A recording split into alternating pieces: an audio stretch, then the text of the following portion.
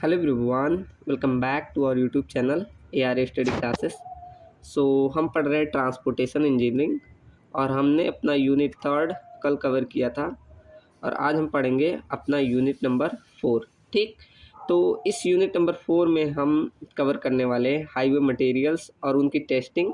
और इसमें different type के आपके रोड जैसे फ्लेक्सिबल, रिजिड और बहुत से जैसे bitumen, concrete, dense bitumen, macadam ऐसे आपके सिलेबस में है। ठीक, तो ये सारे PDF में आपका पूरा 4th यूनिट कवर हो जाएगा। ठीक, चलो पहला टॉपिक अगर आपने देखा होगा तो आपका है कि टेस्टिंग ऑन मटेरियल, मतलब जो भी आप इस रोड बनाते समय प्रोवाइड करते हैं जैसे सॉयल, फिर एग्रीगेट, फिर आप बिटुमिनस, तो इन सब की टेस्टिंग आपका पहला मतलब इसका सिलेबस था पहला। ठीक, तो चलो तो देखते हैं कौन कौन से मटेरियल है, फिर उनके वैसे टेस्टिंग देख लेते हैं। ठीक, चलो तो मैंने यहाँ एक फ्लेक्सिबल पेमेंट का क्रॉस सेक्शन बनाया है। तो कुछ ऐसा होता है फ्लेक्सिबल पेमेंट का, अभी हमें आगे पढ़ना भी है। तो सबसे नीचे हम प्रोवाइड करते हैं सॉयल सबग्रेड, जो कि हमारा मेनली सॉयल इसमें नीचे होती है, तो इसे बोलते हैं सॉयल सबग्रेड। इसको अच्छे से कंपैक्ट करके नीचे प्रोवाइड करते हैं। फिर उसके बाद हम सब बेस प्रोवाइड करते हैं, इसमें मेनली हमारे एग्रीगेट्स होता है। उसके बाद हम प्रोवाइड करते हैं बेस कोर्स, फिर उसके ऊपर सरफेस कोर्स। ठीक, तो सबसे पहले हम सीखते हैं सॉयल की टेस्टिंग कैसे करोगे। ठीक, तो सॉयल की टेस्टिंग आपने ऑलरेडी सॉयल मैकेनिक्स में पढ़ी होगी। एक बार फिर यहाँ पर हमें ट्रांसपोर्टेशन पढ़ रहे हैं तो यहाँ पर भी रिपीट कर रहे हैं। ठीक, चलो तो सॉयल की टेस्टिंग के लिए बहुत सारे मेथड है। जैसे यहाँ पहला लिखा हुआ है प्लेट लोड टेस्ट, जिसे एक्चुअल बियरिंग कैपेसिटी भी इससे निकलती है। सेकंड हमारा कैलिफोर्निया बियरिंग रेशियो टेस्ट। ठीक, इससे हमारा स्ट्रेंथ पता चलती है सॉयल की कितनी है। ठीक, या पेमेंट की थिकनेस। सी हमारा direct shear test and triaxial test. ये सब आपने सॉइल मैकेनिक्स में और अच्छे से पढ़ा होगा, तो इन सबको नहीं, हम दो सिर्फ पढ़ेंगे, प्लेट लोड टेस्ट और कैलिफोर्निया बियरिंग रेशियो टेस्ट। ये दो टेस्ट को हम बहुत अच्छे से देखेंगे। ठीक, चलो तो स्टार्ट करते हैं। पहला टेस्ट क्या, प्लेट लोड या इसे बियरिंग टेस्ट भी बोल सकते हो। इससे हम क्या फाइंड करते हैं, सपोर्ट कितना कैपेसिटी है आपकी सॉइल सबग्रेड की। ठीक, किससे, प्लेट लोड टेस्ट द्वारा।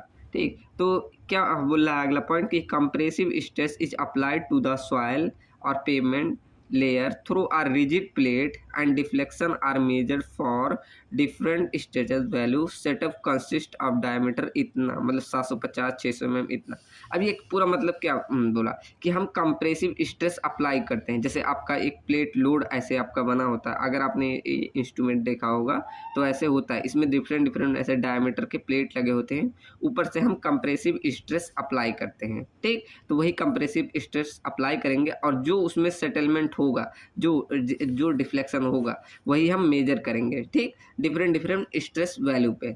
जैसे इसके जैसे डाया इतना है तब कितना स्ट्रेस आ रहा है इस डाया पे, तो वो डिफरेंट डिफरेंट स्ट्रेस वैल्यू पे हम मेजर करते जाएंगे कि कितना डिफ्लेक्शन आ रहा है। ठीक, चलो आगे क्या बोल रहा है कि diameter of plate in contact with soil subgrade, मतलब जो सॉइल सबग्रेड के कांटेक्ट में आया वो डायमीटर हमारा कौन सा रहेगा, 75 सेंटीमीटर, मतलब 750 mm वाला डायमीटर सबसे नीचे, वही हमारा कांटेक्ट में रहेगा सॉइल के। ठीक, और उसके बाद बोला है सेटिंग प्रेशर या प्रेशर, जो आप प्रेशर अप्लाई करा रहे हैं, ऊपर से जो प्रेशर अप्लाई करा रहे हैं इस प्लेट पे, वो कितना होना चाहिए, 320 किलोग्राम फॉर 75 सेंटीमीटर डाया के लिए, मतलब 0.07 किलोग्राम पर सेंटीमीटर स्क्वायर।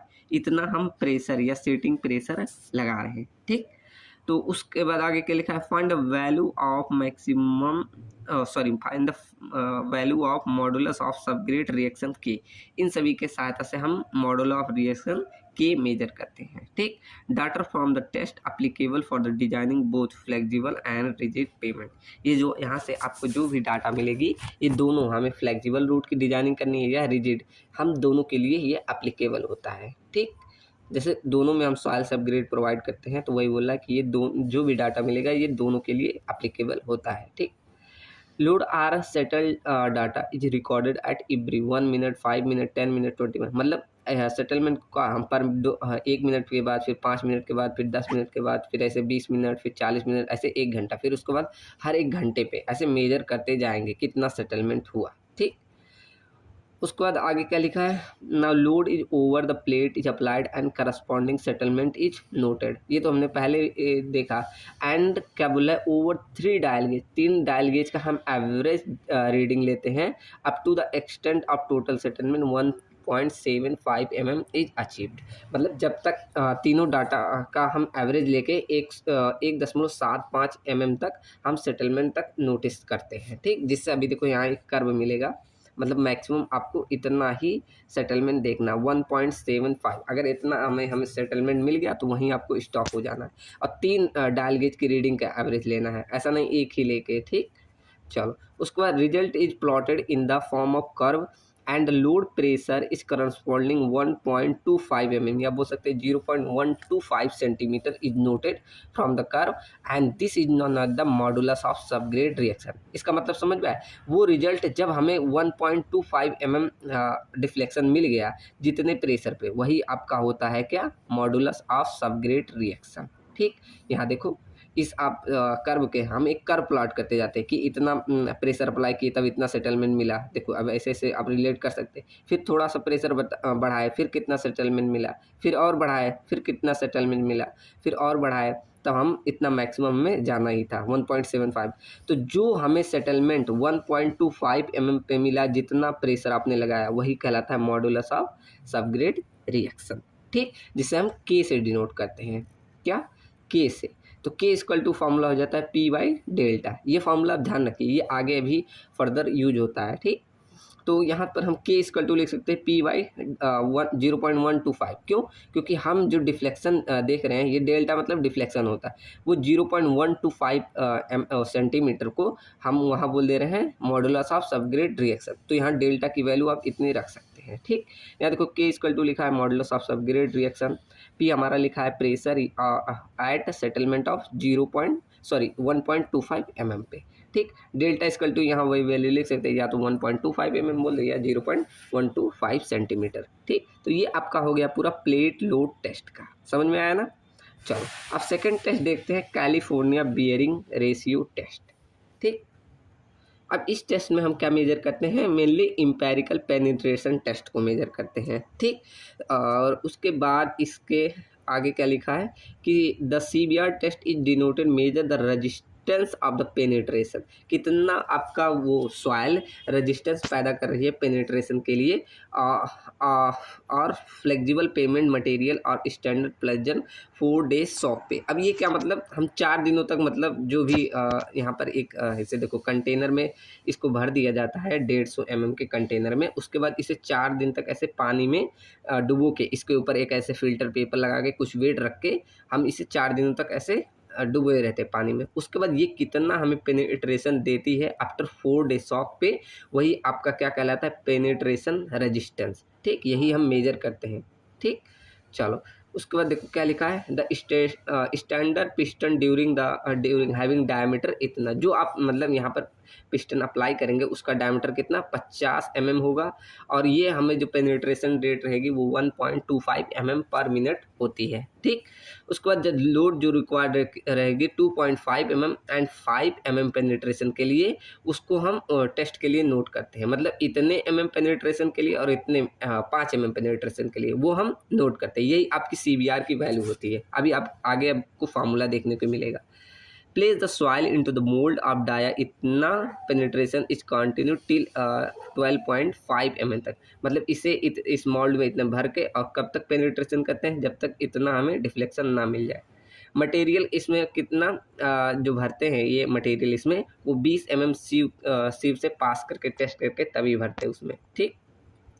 अब देखो इसमें यही 2 चीज़ निकालते हैं, CBR परसेंटेज 2.5, CBR परसेंटेज 2.5 और CBR 5.0। अब ये क्या होता है कि जब आपने यहाँ पर मतलब पेनिट्रेशन अप्लाई किया, मैंने कहा ना ये 2 चीज़ मेजर करते हैं, एक हम लोड रिक्वायर्ड कितना 2.5 mm पेनिट्रेशन के लिए और 5 mm पेनिट्रेशन, यही 2 चीज़ें टेस्ट करके नोट करते हैं।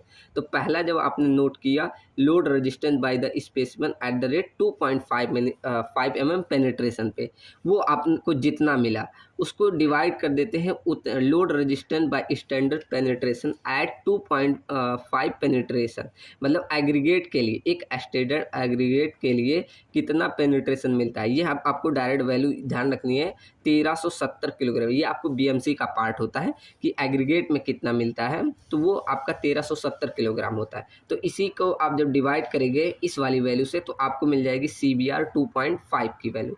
सेम ऐसे आपको क्या करना है 5 mm पेनिट्रेशन पे जो रजिस्टेंस मिलेगा उसको हम स्टैंडर्ड एग्रीगेट के 5 mm पेनिट्रेशन पे डिवाइड करोगे तो वो CBR वैल्यू 5 की दे देगी। ठीक, समझ में आया ना। चलो इससे हम एक कर्व प्लाट कर देते हैं कि इस पे कितनी वैल्यू मिली 2.5 के पेनिट्रेशन पे और लोड कितना लगाया था, और यहाँ पर सेम ऐसे इसको। ठीक, चलो अगर आपका देखो CBR 2.5 की वैल्यू ज़्यादा है कंपेयर टू CBR 5.0 से, तो ये हमारा फाइनल रिजल्ट हो जाता है कैलिफोर्निया बियरिंग रिजल्ट का। लेकिन अगर ये CBR 5 mm वाली वैल्यू ज़्यादा हो जाती है तो हम टेस्ट को रिपीट करते हैं, फिर से देखते हैं। अगर केस फर्स्ट हमारा बन गया तो फाइनली रिजल्ट हम मानेंगे कि हाँ हमारा यही है। लेकिन अगर हमारा ये आ गया कि CBR 2.5 मतलब सही है, मतलब ये वाली वैल्यू बड़ी है, तो हम फाइनल रिजल्ट इसको लेंगे ना कि इसको जो हमें मिला। मतलब यहाँ हम मानेंगे कि हमसे कुछ गलती हो गई थी। ठीक, मतलब फाइनली हमारा कहने का मतलब है कि हमें ये वाली वैल्यू चाहिए होती है। मैक्सिमम केस में यही आता है, लेकिन अगर ये आ गया तो मतलब आपने कहीं गलती की है, दोबारा चेक कीजिए। ठीक, तो दोबारा हम चेक करते हैं, फिर अगर वही आ गई तो हम फाइनल रिजल्ट यही लेके चलते हैं। अगर नहीं ये आई तो फाइनल रिजल्ट हम ये लेके चलेंगे। ठीक, चलो तो वही देखो लिखा है conclusion maximum of 2 CBR 2.5 and CBR 5 is taken as final value. ठीक, मतलब इन दोनों में से मतलब 2 बार आपको मैक्सिमम ऑफ 2 वैल्यू इसका और इसका लेके चलना है, फाइनल वैल्यू हुई। ठीक, चलो तो यहाँ पर वही पूरा डाटा में दे दिया कि स्टैंडर्ड लोड पे एग्रीगेट कितना होता है जब 2.5 पेनिट्रेशन देते तो इतना, और 5 के लिए इतना। आपको मतलब ऐसे ध्यान रख लेना है डायरेक्ट। ठीक, और प्रेशर कितना मिलता है इतना वैल्यू। ठीक, एग्रीगेट के केस में बोला है। ये आप छोड़ दीजिएगा, ये आपका एक्स्ट्रा हो जाएगा कि आपका मतलब अगर ये करेक्शन आ रहा है, जैसे ये हमने देखा ना कि ये सेकंड केस बन रहा है, तो ये करेक्शन हम अप्लाई करते हैं तो करेक्शन मत पड़ेगा। ठीक, अब ये बहुत ज़्यादा हो जाएगा, इसके लिए क्यों कारण होता है ये भले जान ले कि ऐसा क्यों बनता है कि अगर टॉप में आप जब ये अंदर पानी में ऐसे हम इसको सैंपल को रखे थे ना, सोख करे थे, ये अगर सॉफ्ट हो जाए ऊपर का, तब ये हो सकता है केस। कौन सा? ये वाला केस। ये आप जो केस सेकंड बन रहा है कि CBR 5 की वैल्यू ज़्यादा हो जा रही है, तो ये कब बन सकता है कि अगर आपका पानी में सोख किया और ऊपर की मिट्टी सॉफ्ट हो गई तब। एक देखो यहाँ पॉइंट नहीं आया, अगर आपका क्या हो रहा है penetration plunger is not vertical, तब ये केस बन सकता है। Hence bottom surface plunger also not horizontal, मतलब अगर आपका वर्टिकलिटी ना मेंटेन हुई तब ये केस बन सकता है। ठीक, तो ये सारे केसेस है आपकी गलत रीडिंग होने के, इसलिए हम इसे दोबारा रिपीट करते हैं टेस्ट को। अगर यही फिर से आ गया तो मतलब आपकी सॉइल ही वैसी है। ठीक, चलो तो ये हमारा टेस्ट हुआ किसका? CBR टेस्ट, जिसे बोलते हैं कैलिफोर्निया बियरिंग रेशियो टेस्ट। ठीक, समझ में आया ना। चलो ये तो हमारा हो गया पहला सॉइल का। यहाँ पर अब देखो जैसे हम इसी में लेके चल रहे हैं, यहाँ हमने पहला कवर किया ये सॉइल का। अब हमारा देखते हैं सब बेस और बेस कोर्स में क्या एग्रीगेट बिछाए देते हैं। तो एग्रीगेट की टेस्टिंग आपने BMC में ज़रूर पढ़ा होगा, तो इसको थोड़ा फास्ट कवर करेंगे। एग्रीगेट, ठीक, एग्रीगेट की आप टेस्टिंग पढ़ते हैं। तो एग्रीगेट में मेनली हम चाहते हैं स्ट्रेंथ अच्छी हो, टफनेस, साउंडनेस, हार्डनेस, ये चीज़ें हम चाहते हैं। तो सबका टेस्ट होता है, आप लोगों ने BMC में ज़रूर पढ़ा होगा। ठीक, तो आप स्ट्रेंथ क्या होता है? रेजिस्टेंस अगेन ग्रेजुअल लोडिंग, वो हमारा स्ट्रेंथ बताता है। और टफनेस क्या होता है कि सडन लोड को जो वियर कर जाए। और साउंडनेस क्या होता है? जो वेदरिंग एक्शन को रजिस्ट करेगा। और हार्डनेस क्या होता है? Resistance again wear and tear, जिसे रविनेस बोलते हैं, वही हमारा हार्डनेस हो जाता है। अब इसके बहुत सारे टेस्ट हैं, देखो जैसे क्रशिंग टेस्ट। अब ये आपकी स्ट्रेंथ को बताएगा। ठीक, तो strength of aggregate is defined by the ability of the resistance gradually loading. ठीक, तो ग्रेजुअली लोड अप्लाई करके आप स्ट्रेंथ को अप्लाई करते हैं, इसके बोलते हैं एग्रीगेट कंप्रेशन वैल्यू। अभी आगे निकालेंगे, ये आप लोगों ने BMC में जरूर पढ़ा होगा। ठीक, तो it is determined by the term of aggregate compression value. अब वही मैंने बताया ना, तो इसमें क्या करते हैं, एक सैंपल लेते हैं, सैंपल को क्या करते हैं 12.5 mm सीप से पास कराते हैं और उसे रिटेन कराते हैं किसमें 10 mm सीव से। ठीक।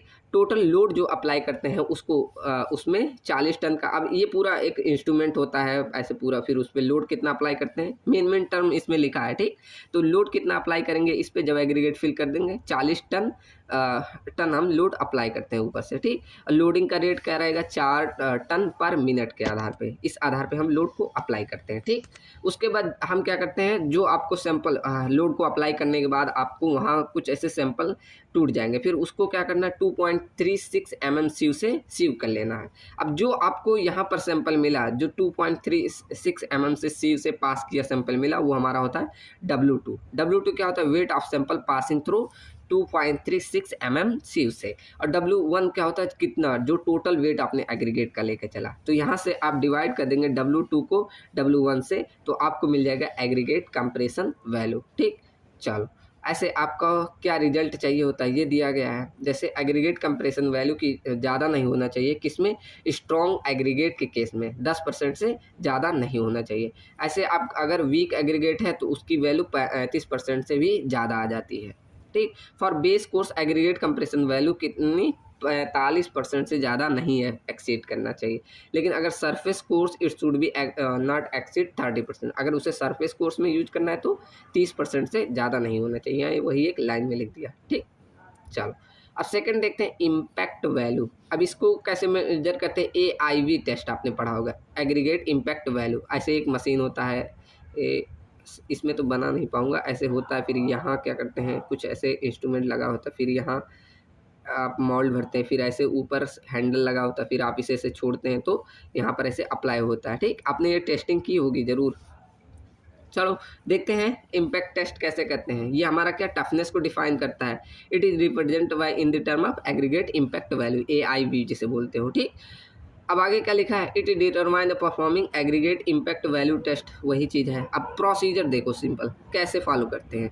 तो इसमें जो आप सैंपल लेंगे वो 12.5 mm सीव से पास करना चाहिए और 10 mm सी पे रिटेन कर जाना चाहिए, ठीक। उसके बाद हम क्या करते हैं, एक मोल्ड होता है जिसका डाया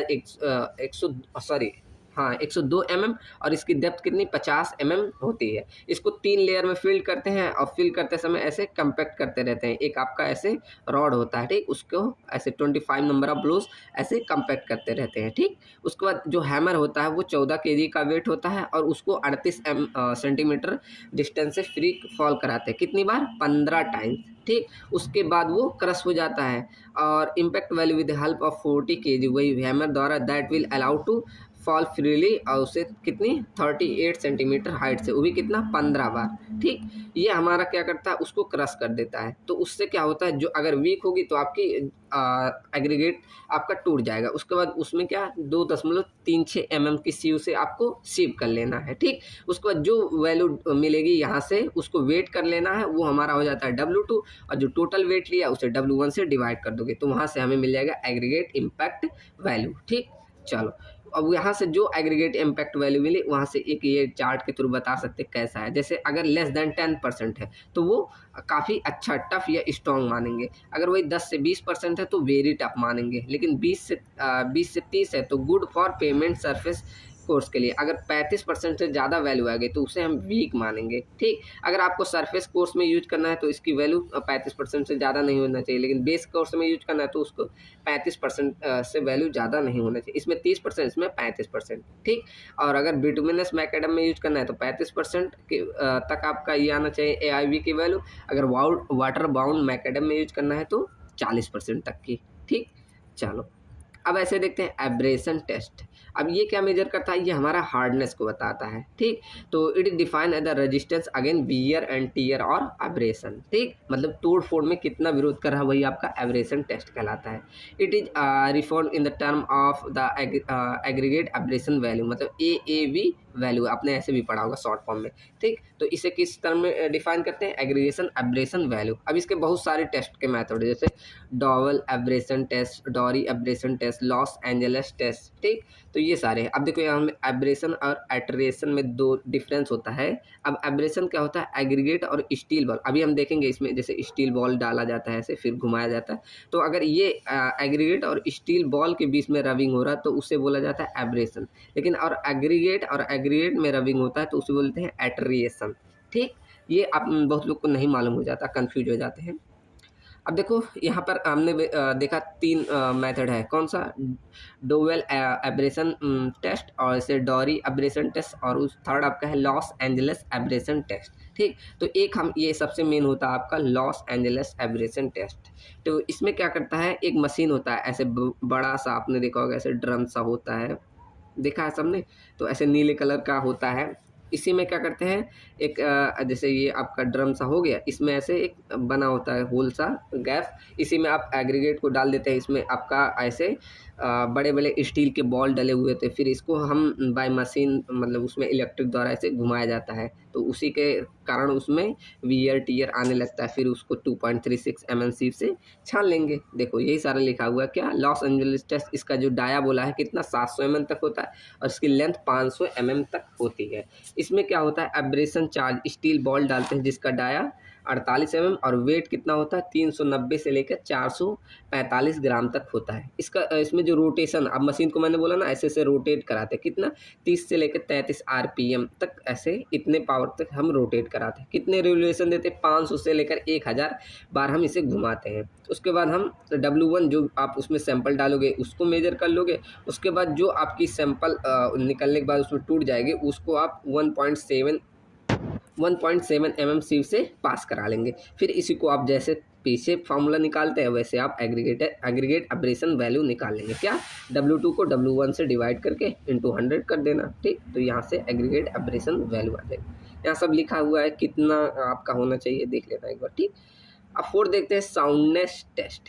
अब ये क्या मेजर करता है, रेजिस्टेंस अगेंस्ट वेदरिंग एक्शन, कि आपका मतलब कैसा मौसम के प्रभाव की वजह से आप में उसमें वियर एंड टियर ना आए। जैसे इसको मेजर करने के लिए देखो क्या होता है, aggregate specified size range is weighted and number of piece is count, मतलब एक स्पेसिफाइड साइज को हम लेते हैं और उसका वेट करते हैं, और नंबर ऑफ कितना पीस है ये भी हम काउंट कर लेते हैं। ठीक, उसके बाद क्या करते हैं, सैंपल को हम इमर्ज कर देते हैं। एक सोल्यूशन आता है सोडियम सल्फेट या बोल सकते हो मैग्नीशियम सल्फेट, इन दोनों में से किसी में 16 से लेकर 18 घंटे तक हम उसमें इमर्ज कर देते हैं। ठीक, उसके बाद हम इमर्ज करने के बाद उसको निकाल के ओवन ड्राई करते हैं, किसमें 105 से लेकर 110 डिग्री टेम्परेचर, कितने देर तक, 3 से 4 घंटे तक। ठीक, सिंपल समझ में आया ना, कि हमने पहले एक रेंज में आपका एग्रीगेट लिया, उसका काउंट कर लिया कितने हैं नंबर ऑफ एग्रीगेट। ठीक, उसके बाद उसको इमर्ज किया एक सोल्यूशन सोडियम सल्फेट या इसे मैग्नीशियम सल्फेट, इन दोनों में से, उसको 16 से 18 घंटे के लिए। उसके बाद उसका ओवन ड्राई किया, कितने देर के लिए, 3 से 4 घंटे के लिए, वो भी 105 से लेकर 110 डिग्री सेल्सियस टेम्परेचर के तक। ठीक, उसके बाद आफ्टर कंप्लीट, पूरा ये साइकिल कंप्लीट होने के बाद जब आपका ड्राइड हो जाता है तो हम क्या करते हैं, उस पूरे जो सैंपल आपने डाला था उसको हम एग्जामिन मतलब देखते हैं कि उसमें कोई स्प्लिटिंग हुई, कोई डिसइंटीग्रेशन हुआ है, ये सब हम देखते हैं। ठीक, उसके बाद अगर हम देखें कि अगर हमारा 12% तक अगर टेस्ट में 12% किस में, जब आप सोडियम सल्फेट यूज कर रहे हैं, और 18% क्या जब आप मैग्नीशियम सल्फेट यूज कर रहे हैं, तो इतना तक रिजल्ट आया है। क्या लॉस, क्या लिखा देखो फिर से पढ़ो, IRC specified that maximum permissible loss in weight after 5 wet dry cycle should not be exceed, मतलब 5 बार जो ये पूरी हमने साइकिल पढ़ा ना, ये 5 बार दोहराने के बाद इतने रिजल्ट से नहीं एक्सीड करना चाहिए, मतलब इससे ज़्यादा नहीं एक्सीड करना चाहिए। 12% किस में, सोडियम सल्फेट के केस में, 18% किस में, मैग्नीशियम सल्फेट के केस में। ठीक, तो ये हमारा हो जाता है कौन सा आपका टेस्ट, साउंडनेस टेस्ट की वैल्यू। ऐसे आपका आ जाता है शेप टेस्ट। शेप में क्या, राउंडनेस देखते हैं, एंगुलरिटी नंबर देखते हैं, फ्लैटनेस, इलांगेशनस टेस्ट। ठीक, तो ये सब पढ़ लेना, ये सब तो BM से पढ़े होंगे। फ्लैग की टेस्ट क्या होता है, अगर मेन डाया उसका 0.6 mm डायमेंशन का हो जाए, इसमें भी ऐसे निकालते हैं। क्या, जो आप W2 ऐसे वेट कर लेते हो, जो आपका उस मेन डाया से पास करे, जो मतलब weight of aggregate passing through the thickness gauge, ऐसे एक गेज होता है।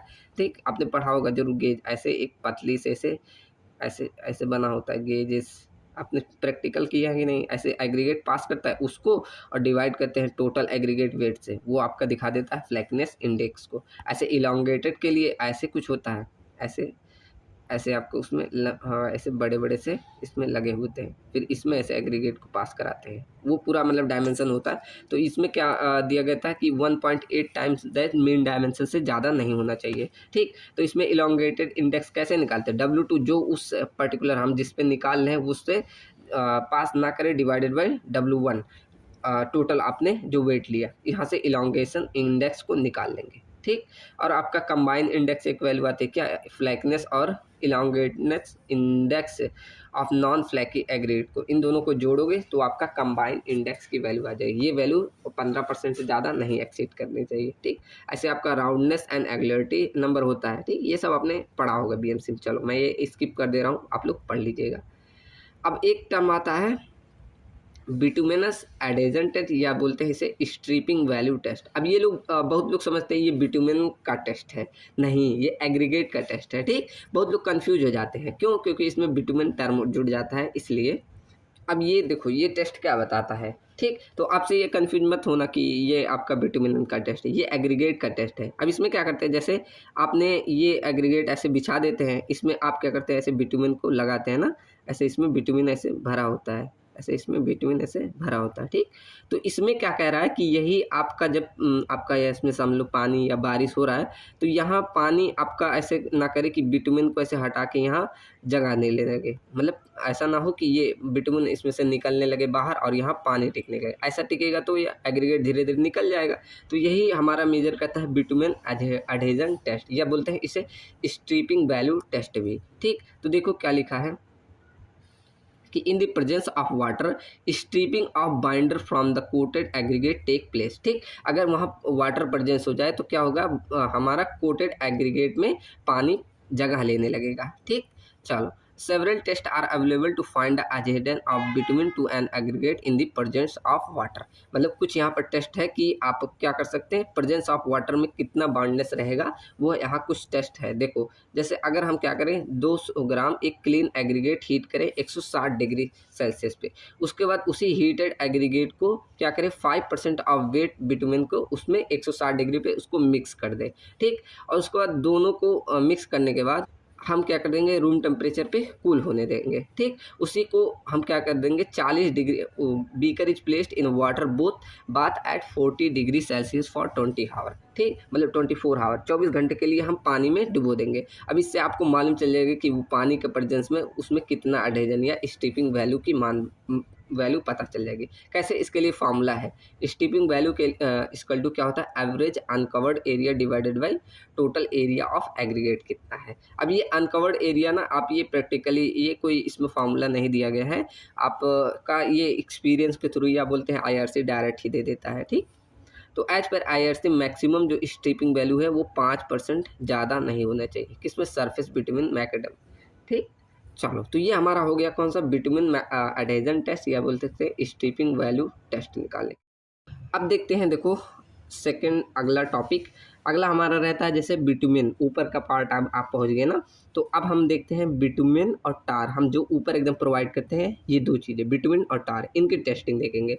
उससे पहले हम पढ़ लेते हैं बिटुमिन और टार होता क्या है, ठीक। तो देखो, इनको प्राप्त करने के दो मेथड है, एक होता है डिस्ट्रक्टिव डिस्टिलेशन मेथड, एक होता है फ्रैक्शनल डिस्टिलेशन मेथड। अब डिस्ट्रक्टिव डिस्टिलेशन मेथड क्या होता है, हम उसमें जो भी हम मटेरियल पाते हैं उसको सेपरेट करते हैं बाय एयर टाइटनिंग, मतलब अब्सेंस ऑफ एयर के, वो क्लोज कंटेनर में, तो उसे बोलते हैं डिस्ट्रक्टिव डिस्टिलेशन मेथड। इसके द्वारा सेपरेट करें किसमें, अब्सेंस ऑफ एयर के, तो वो हमारा हो जाता है डिस्ट्रक्टिव डिस्टिलेशन मेथड। ऐसे आपका फ्रैक्शनल डिस्टिलेशन क्या होता है कि on the basis of boiling point separate करते हैं, उसमें जो भी आपके कॉन्स्टिट्यूट्स हैं, जो भी आपके उसमें कंपोनेंट्स हैं उसको, ठीक। तो वो हमारा हो जाता है फ्रैक्शनल डिस्टिलेशन, ठीक। अब चलो एक बार डिफरेंस देख लेते हैं कि आपका बिटुमिन क्या होता है और टार। तो बिटुमिन को हम मैन्युफैक्चर करते हैं by fractional distillation of petroleum द्वारा, ठीक। ये डी है, देखो यहाँ मिट गया है, ठीक। तो किससे, बिटुमिन को कैसे प्राप्त करते हैं, by fractional distillation of petroleum द्वारा। ऐसे हम टार को कैसे प्राप्त करते हैं, बाय डिस्ट्रक्टिव डिस्टिलेशन द्वारा ऑफ कोल एंड वुड के, ठीक।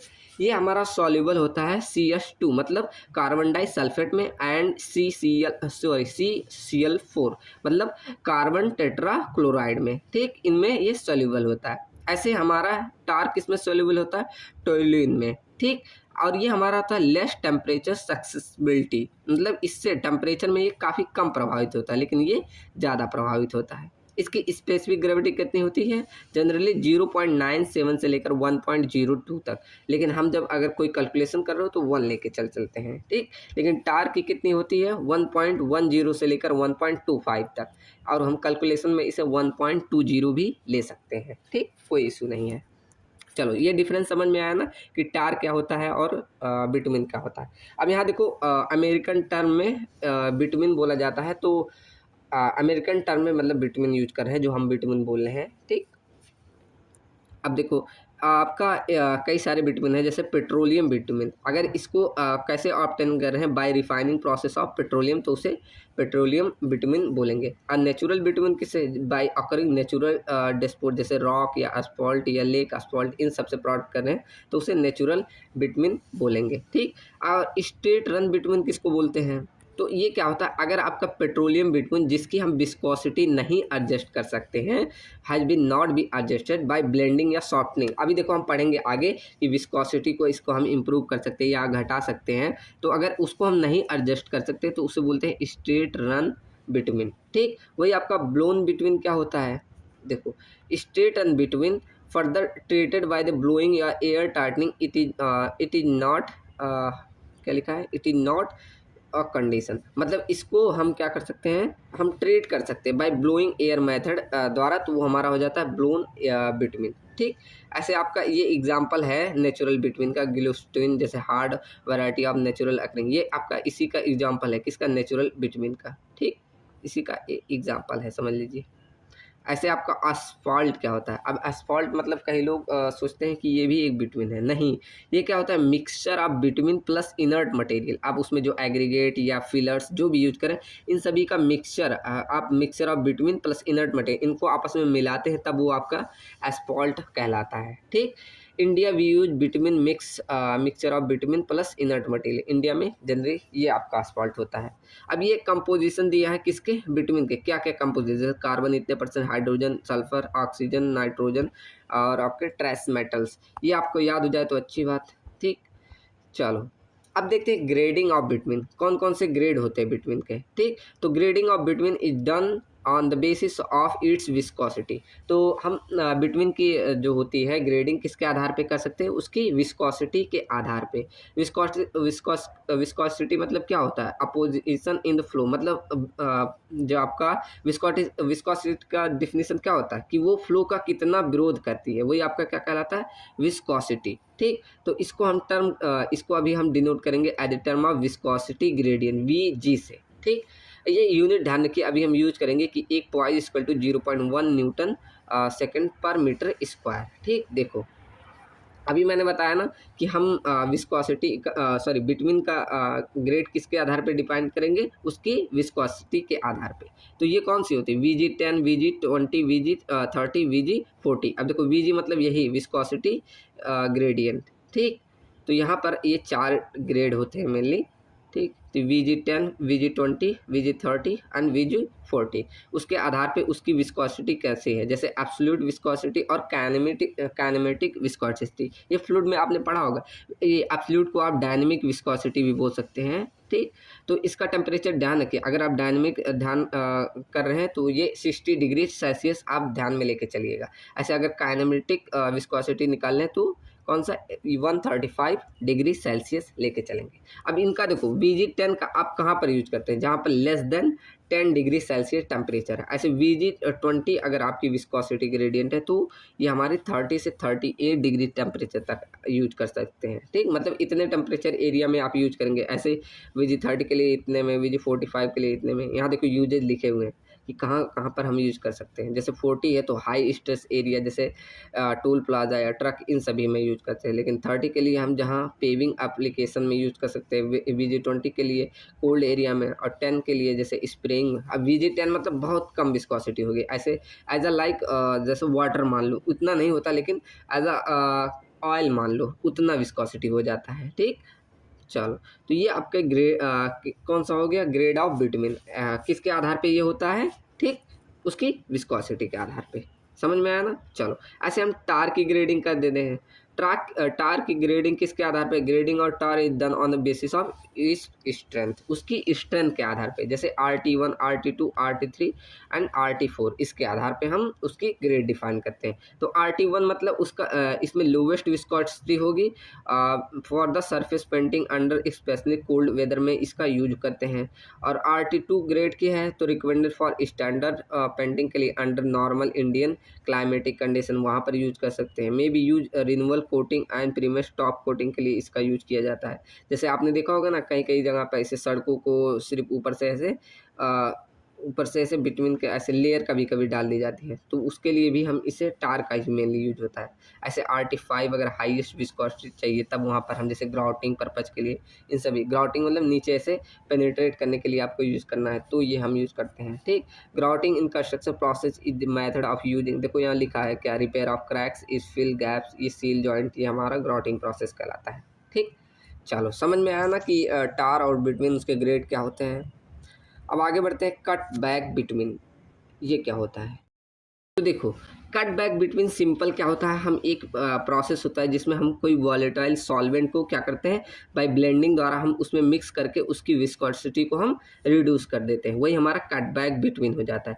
वॉलेटाइल लिक्विड हमारा क्या करता है, रिड्यूस करता है रेजिस्टेंस ऑफ बिटवीन, रेजिस्टेंस मतलब वही विस्कोसिटी को रिड्यूस कर देता है, जिससे हमारा ईजी टू अप्लाई हम कर सकते हैं। ठीक, अब देखो कट बैक बिटवीन के हम ग्रेड किसके आधार पे यूज करें, जो आप इसमें जो वॉलेटाइल सॉल्वेंट यूज करें उसका इवापोरेशन रेट कितना है, उसी के आधार पे हम इसका ग्रेड डिसाइड करते हैं। जैसे अगर रैपिड क्यूरिंग हो रहा है तो उसमें हम नैप्था या गैसोलीन ऐड करते हैं, ये वॉलेटाइल सॉल्वेंट के बारे में बता रहा है। ठीक, ऐसे अगर मीडियम क्यूरिंग करना है तो केरोसिन ऑयल का यूज़ कर सकते हैं।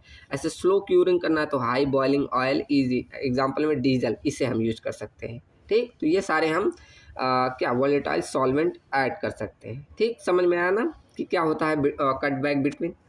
अब चलो ऐसे देखते हैं हम अगला, बिटवीन इमल्सन। अब ये भी सेम वैसा ही प्रोसेस है, इसमें भी हम विस्कोसिटी को डिक्रीज करते हैं बाय एडिंग ऑफ इमल्सिफायर। अब देखो क्या है इमल्सिफायर, देखो ये हमारा इसमें क्या करते हैं, bitumen plus water plus emulsifier, इन तीनों को आपस में मिक्स करते हैं। जैसे एक कंटेनर लिया और इसमें बिटवीन डाला, ऐसे बिटवीन को मिक्स कर दिया और इसी में हमने वाटर को और इमल्सिफायर को ऐसे मिक्स कर देंगे, तो ये क्या होगा, तीनों ऐसे पार्टिकल अलग अलग हो जाएंगे। ये यहाँ पर ऐसे बिटवीन के पार्टिकल हो जाएंगे, ऐसे इसमें आपका ऐसे मान लो ये आपका हो गया इमल्सिफायर का ऐसे, और तीनों आपस में जुड़ेंगे नहीं। ठीक, और ऐसे आपका ये मान लो वाटर का, ऐसे तीनों आपस में रहेंगे लेकिन आपस में ये जुड़ेंगे नहीं। ठीक, तो उसके बाद क्या करेंगे, इससे आपको तीनों ये जब मिक्स हो जाएंगे तो इसकी सहायता से क्या हो गया, उसकी विस्कोसिटी घट गई। ऐसे तीनों अलग अलग हो गए तो विस्कोसिटी घट गई, इसके द्वारा आप क्या कर सकते, ईजी टू अप्लाई कर लेंगे। ठीक, तो यही सारा पॉइंट लिखा है। देखो क्या लिखा है कि इसमें ये तीनों चीज़ें मिक्स करते हैं। इमल्सल क्या होता है, any mixture that do not mix, तो इमल्सीफायर क्या होता है, एनी ऐसा मिक्सचर जो कि मिक्स ना हो। ठीक, वही हमारा इमल्सीफायर होता है। ठीक, चलो आगे क्या लिखा है, bitumen emulsion is a mixture to fine droplet bitumen and water, जिसका साइज दिया है इतना माइक्रोन। ठीक, तो इमल्सीफायर क्या है, जिसमें फाइन ड्रॉपलेट ऑफ बिटवीन और वाटर के होते हैं, वही हम उसमें बिटवीन में मिक्स कर देते हैं। देयरफॉर इससे क्या होता है, dispersed liquid consistent of 3 product, water between, और जिससे ये 3 प्रोडक्ट बनाता है, क्या, वाटर बिटवीन और इमल्सन, ये 3 चीज़ें बनाता है। ठीक, इससे क्या एडवांटेज होता है, the main advantage is they can be use without any heating for spray और प्रिपेयरिंग मीन्स, मेनली वही विस्कोसिटी उसकी डिक्रीज हो गई तो वहाँ आपको कोई हीट उट करने की ज़रूरत ही नहीं, आप ईजिली उसको स्प्रे कर सकते हैं, या आपको जो भी मिक्स बनाना है आप इजीली अच्छे से बना देंगे। उसके बाद ये बाद में क्या हो जाता है, इवापोरेट हो जाएगा। ठीक, द बिटवीन और टार कंटेंट इन द इमल्सन 40 से 60% portion remaining portion in water, मतलब इसमें 40 से 60% आपका क्या वाटर रहता है जब आप ये इमल्सन यूज कर रहे हैं। ठीक, the average size of the particle in the emulsion is about 2 micron, size वही बताया कितना होता है। ठीक, अब देखो यहाँ पर इसके आधार पे 5 प्रकार के बिटवीन इमल्सन होते हैं। कौन सा? रैपिड सेटिंग मतलब RS1 RS2 ये 2 ग्रेड बताए। ऐसे मीडियम सेटिंग मतलब MS1, slow setting SS2 and SS3। तो ये सारी चीज़ें हैं, ठीक। तो ये सब लिखा है। रैपिड सेटिंग क्या होता है? In the as well like the tack coat और ट्रीटमेंट में इसमें यूज करते हैं। ऐसे मीडियम सेटिंग में भी यूज, ठीक। तो ये सारा आप क्या है आपका इमल्सन का पढ़ लीजिएगा एक बार, एकदम ईजी है। मैंने मेन समझा दिया क्या होता है। चलो अब हमारा हो गया कि टार बिटवीन ये सब क्या होता है। अब हम डेट पिन के टेस्ट पे आते हैं, ठीक। चलो तो पहला टेस्ट ही हम पढ़ेंगे अब विस्कोसिटी टेस्ट। अब हमने इतना चीज़ पढ़ा कि विस्कोसिटी को कैसे डिक्रीज करते हैं, कैसे इंक्रीज करेंगे। तो ये पहला टेस्ट ही हम पढ़ते हैं विस्कोसिटी टेस्ट। अब विस्कोसिटी को कैसे मेजर करते हैं, तो हमें विस्कोसिटी का मतलब पता है क्या होता है। विस्कोसिटी मतलब resistance of flow of liquid, वो हमारा विस्कोसिटी होता है। अब इसको हम जब मेजर करते हैं, अगर आपको काइनेमेटिक विस्कोसिटी मेजर करना है तो हाईएस्ट कितना टेम्परेचर मेंटेन करना है 135 डिग्री। लेकिन अगर डायनेमिक मेजर करना है तो 60 डिग्री एट द लो और मेजर, ठीक। तो इतने पे आप डायनेमिक विस्कोसिटी मेजर करेंगे और अगर काइनेमेटिक मेजर करना है तो 135 डिग्री पे, ठीक। इसमें देखो ये सारे इंस्ट्रूमेंट यूज होते हैं। स्टैंडर्ड टार विस्कोमीटर या सेबलोट फ्यूरोल ये आपका इंस्ट्रूमेंट आता है। बिटुमेन इमल्सन बोलते हैं इसे। कैपिलरी विस्कोमीटर इसका हम यूज करते हैं किसमें? विस्कोसिटी टेस्ट के लिए, ठीक। अब आपका आता है एक वैक्यूम कैपिलरी ट्यूब, ये आपका बेस्ट है। इसके द्वारा हम क्या मेजर करते हैं? डायनेमिक विस्कोसिटी को। हमने 2 विस्कोसिटी पढ़ी थी ना, डायनेमिक और काइनेमेटिक। तो हम इसको द्वारा वैक्यूम कैपिलरी ट्यूब द्वारा क्या मेजर करते हैं, जिसे हम वैक्यूम कैपिलरी ट्यूब या इसको विस्कोमीटर भी बोलते हैं। इसके द्वारा हम मेजर करते हैं मेनली डायनेमिक विस्कोसिटी, ठीक। ये क्या होता है? Is mounted on the water bath at uniform test temperature is 60 degree Celsius, ठीक। तो इसे एक ऐसे मतलब वाटर के पे ऐसे ऊपर ऐसे लगा होता है एक अरेंजमेंट। अब अभी देखो लगाया हूँ फिगर, देखो ऐसे कुछ होता है। और इसमें क्या करते हैं, ये आपका वाटर बाथ होता है। इसमें हम टेम्परेचर को अरेंज करते हैं कितना? 60 डिग्री सेल्सियस तक, ठीक। उसके बाद क्या करते हैं? उसके बाद standard tar viscometer and Saybolt furolmeter is ये तो वही बताया। अब आगे चलो, ये तो पहले बताया। इन सारा मेथड होता है, कितने कितने इंस्ट्रूमेंट है ये मैंने बताया नाम ना। अब आगे देखते हैं the time taken by the bitumen flow through none as the measurement express at the term of viscosity. मतलब इसमें देखो ऐसे नीचे अंदर एक अरेंजमेंट होता है, उसमें नहीं दिखाया। देखो ऐसे अंदर एक ट्यूब लगी होती है, ऐसे अंदर कुछ ऐसे ट्यूब होता है, ठीक। ऐसे अंदर का मैं पार्ट दिखा रहा हूँ, ऐसे ट्यूब होता है। यहाँ पर हम क्या करते हैं? उस बिटवीन को ऐसे रख देते हैं और ये टेम्परेचर मेंटेन करते हैं 60 डिग्री। उसके बाद ये देखते हैं कि कितने समय बाद, टाइम को हम इसमें नोट करते हैं। ये नीचे फ्लो करके आ जाता है, वही उसके बाद ये हमारा टाइम जो 30 सेकेंड लगा वही हमारा बता देता है विस्कोसिटी को। तो इसमें हम ये भी ध्यान रखो, इसमें जो यूनिट होती है विस्कोसिटी को वो टाइम मतलब सेकेंड में होती है, ठीक। तो यही कह रहा है। देखो आगे लिखा भी है T second multiplied by the calibration factor C viscometer to get the kinematic viscosity. अगर उसमें मतलब कैलिब्रेशन फैक्टर C द्वारा मल्टीप्लाई करोगे तो वो हमारा क्या? काइनेमेटिक विस्कोसिटी बता देगा, ठीक। जो वही लिख रहा है टाइम टेकन, जितना टाइम लिया आपका बिटवीन फ्लो करने में, वो आपका क्या दिखाता है? विस्कोसिटी हमें मेजर करता है, ठीक। अगर आपको काइनेमेटिक निकालना है तो उसे कैलिब्रेशन फैक्टर द्वारा आप मल्टीप्लाई कर देंगे, ठीक। अगर वहीं आपको बिटवीन इमल्सन इसका मेजर करना है, एक सेकेंड, अगर आपको क्या करना है बिटवीन इमल्सन इन या टार का डिटरमाइन करना है तो इसको हम ऑरफिस टाइप विस्कोमीटर द्वारा मेजर करते हैं। ये भी एक अलग इंस्ट्रूमेंट है। तो इन सब का मेजर करने के लिए इसके द्वारा मेजर कर सकते हैं, ठीक। इस टेस्ट में क्या करते हैं? 50 ml बिटवीन को प्लेस करते हैं टॉप पे, उसके बाद एक टेम्परेचर इसमें भी मेंटेन करते हैं और टाइम नोटिस कर लेते हैं कि कितने देर बाद ये आपके नीचे ऑरफिस में पहुंचा, ठीक। तो वही आपका the time required to pass is measure in the second and use to indicate the viscosity. तो मेनली हम आपको समझ में आ गया होगा कि विस्कोसिटी को हम यहाँ किस टर्म में, टाइम के रूप में हम मेजर करते हैं, कितने टाइम में ये आपका टच करता है नीचे, ठीक। आप अगर देखेंगे, आप जाकर सर्च कर लेना ये सब इंस्ट्रूमेंट, या आप टेस्ट भी देखेंगे तो मालूम चल जाएगा। एक आप देख लेंगे तो सब आइडिया लगने लगेगा। Viscosity of tar is determine the tar viscometer, ठीक। तो अगर टार का आपको मिल रहा है तो ये इंस्ट्रूमेंट होता है कौन सा? टार विस्कोमीटर, इसके द्वारा डिफाइन करते हैं, ठीक।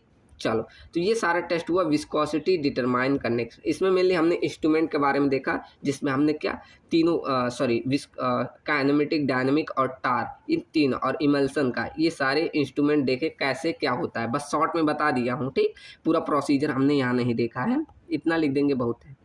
चलो, अब देखते हैं डक्टिलिटी टेस्ट।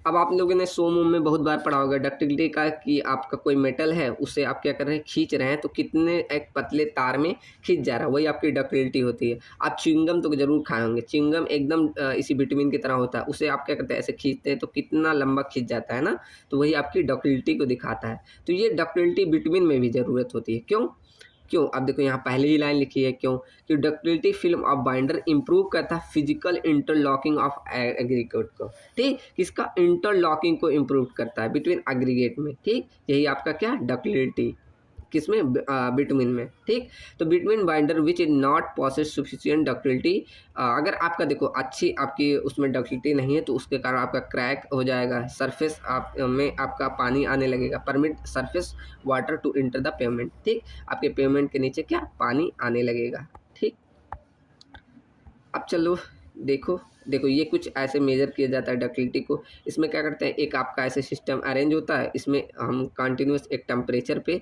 देखते हैं, उसके बाद इसको ऐसे ये पहले पास होता है, इसको बोलते हैं ब्रिक्वेट। ऐसे इसका एरिया लिया जाता है 1 सेंटीमीटर, अभी आगे है तो इसको ऐसे 1 सेंटीमीटर स्क्वायर का ब्रिक्वेट लेते हैं, उसके बाद ऐसे खींचते हैं, तो ये कितना डिस्टेंस ट्रेवल किया है, ये पूरा डिस्टेंस हम यही देखते हैं, ये लेंथ। ठीक, तो इसी के आधार पर हम डक्टिलिटी को डिसाइड करेंगे। देखो, अरे वो है नहीं का,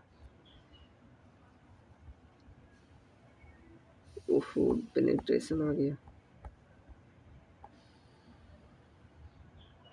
अब देखो यहाँ अरेंज ये गलत हो गया है, ये वाला यहाँ आ गया है, तो ये पेज अरेंज कर लेना आप लोग। ठीक, चलो मैं फिर से ये PDF भेज दूंगा ग्रुप में, ये एडिट करके। ठीक, इसमें यहाँ पर ये वाला पेज आ गया है, क्या है, it is the ability of bitumen stretch without breaking. तो डक्टिलिटी क्या होता है कि हम उसको स्ट्रेच कर सकते हैं बिना ब्रेक हुए, बिना वो टूटे। ठीक, तो कितना खींच सकता है, वही आपकी डक्टिलिटी कहलाता है। तो it is measure by stretching at a standard briquette of 1 centimetre square. तो हमने बोला ना, एक ब्रिक्विट लेते हैं, ऐसे इतना बड़ा ऐसे ब्रिक्विट लेंगे जिसका एरिया 1 सेंटीमीटर स्क्वायर रहेगा, और उसको एक स्टैंडर्ड टेम्परेचर 27 डिग्री सेल्सियस पे और इतने रेट पर मिनट पे 5 सेंटीमीटर पर मिनट रेट पे उसे इंक्रीज करते जाते हैं। उसके बाद क्या करते हैं, the distance in centimetre that the briquette can be stretch before the breaking is noted. मतलब जितना आपका वो कितना स्ट्रेच हुआ वो हम नोट करते हैं, उसे टूटने से पहले, वही आपका दिखा देता है कितनी उसकी डक्टिलिटी है। ठीक, तो minimum ductility upgrade 45 and above is 75 centimetre as per IRC। ठीक, मतलब ग्रेड 45 तक की बिटवीन का आपका कितना होना चाहिए, 75 सेंटीमीटर इतना स्ट्रेस हो जाना चाहिए। ठीक, और मिनिमम से मिनिमम 50 से 75 सेंटीमीटर डक्टिलिटी आनी चाहिए। अब यहाँ देखो दिखाया गया है कि इतने विस्कोसिटी के लिए, इतने के लिए कितनी वैल्यू होनी चाहिए, जैसे VG10 के लिए इतना, VG20 के लिए इतना, ऐसे ये दिखाया गया। ठीक, ऐसे आप एक चार्ट के थ्रू दिखा देना, ऐसे ऐसे लिख के VG10 के लिए इतना, फिर ठीक ऐसे लिख देना। चलो, तो ये समझ में आया ना डक्टिलिटी। ये पेज मैं अब बाद में अरेंज करके फिर से टेलीग्राम में डाल दूंगा। ठीक, टेलीग्राम पे फिर से जाकर देख लेना, ये मैं आज एडिट कर दूंगा, ये वाला पेज यहाँ चलाया। अब हम थर्ड पढ़ेंगे यहाँ पेनिट्रेशन टेस्ट को। ठीक, अब आपका पेनिट्रेशन क्या मेजर करता है कि हार्ड कितना है, सॉफ्ट कितना है, ये आपकी विटामिन के बताता है। ठीक, it is measure the distance, कितना आपका ये पेनिट्रेट करेगा डिस्टेंस, उसी के आधार पे आप उसकी हार्डनेस या सॉफ्टनेस को बता सकते हैं। ठीक, standard blunt point needle is vertically penetrated a sample metal at 25 centimetre. मतलब देखो ऐसे है ना, ये आपका यहाँ पर आपको विटामिन रखना है, जैसे आप लोग वो टेस्ट किए होंगे सीमेंट में, कंसिस्टेंसी टेस्ट, ऐसे सेम इंस्ट्रूमेंट था ना, आप उसमें करते थे, तो सेम इसमें भी वही सारा है, बस इसमें क्या पेनिट्रेशन को मेजर कर रहे हैं, तो यही आपका कितना पेनिट्रेट कर रहा है, इसकी सॉफ्टनेस और हार्डनेस को दिखाएगा। ठीक, चलो, तो इसकी यूनिट क्या होती है, ये सबसे इंपॉर्टेंट हो जाता है। अब यहाँ अभी देखो क्या है, द लोड बीइंग ऑफ 100 ग्राम, मतलब लगाते हैं time of penetration is 5 second तक। ठीक। इसकी यूनिट होती है 1/10 mm। अब ये क्या होता है, मतलब इसका जो यूनिट रिप्रेजेंट करेंगे वो here result is represent in term of x/y के टर्म में। जैसे एग्जांपल में दिखाया गया कि आपका जो पेनिट्रेशन रिजल्ट मिला 80/100 मिला, दैट मीन वो 8 से 10 mm पेनिट्रेट किया। ठीक, इसका मतलब ये होता है, मतलब मेन कहने का मतलब कि इसको रिप्रेजेंट करते हैं x/y टर्म के, इस टर्म में इसका रिजल्ट टर्म रिप्रेजेंट करते हैं। ठीक। Tar is not being tested by this method, tar को हम इस मेथड से नहीं टेस्ट करते हैं, as it comparatively very soft compare to bitumen, मतलब टार हमारा काफ़ी सॉफ्ट होता है कंपेयर टू बिटवीन के, इसलिए। ठीक। इसके कुछ लिमिटेशन है कि ये टेस्ट हमारा 25 डिग्री सेल्सियस पे किया जाता है, लेकिन हमारा जो रोड की सर्विस होती है वो मेनली वहाँ पर 60 डिग्री सेल्सियस तक चल जाता है, तो यहाँ पर ये फेल करता है, मतलब यहाँ ये सेटिस्फाई नहीं करता, इसलिए इसको लिमिटेशन बोला गया।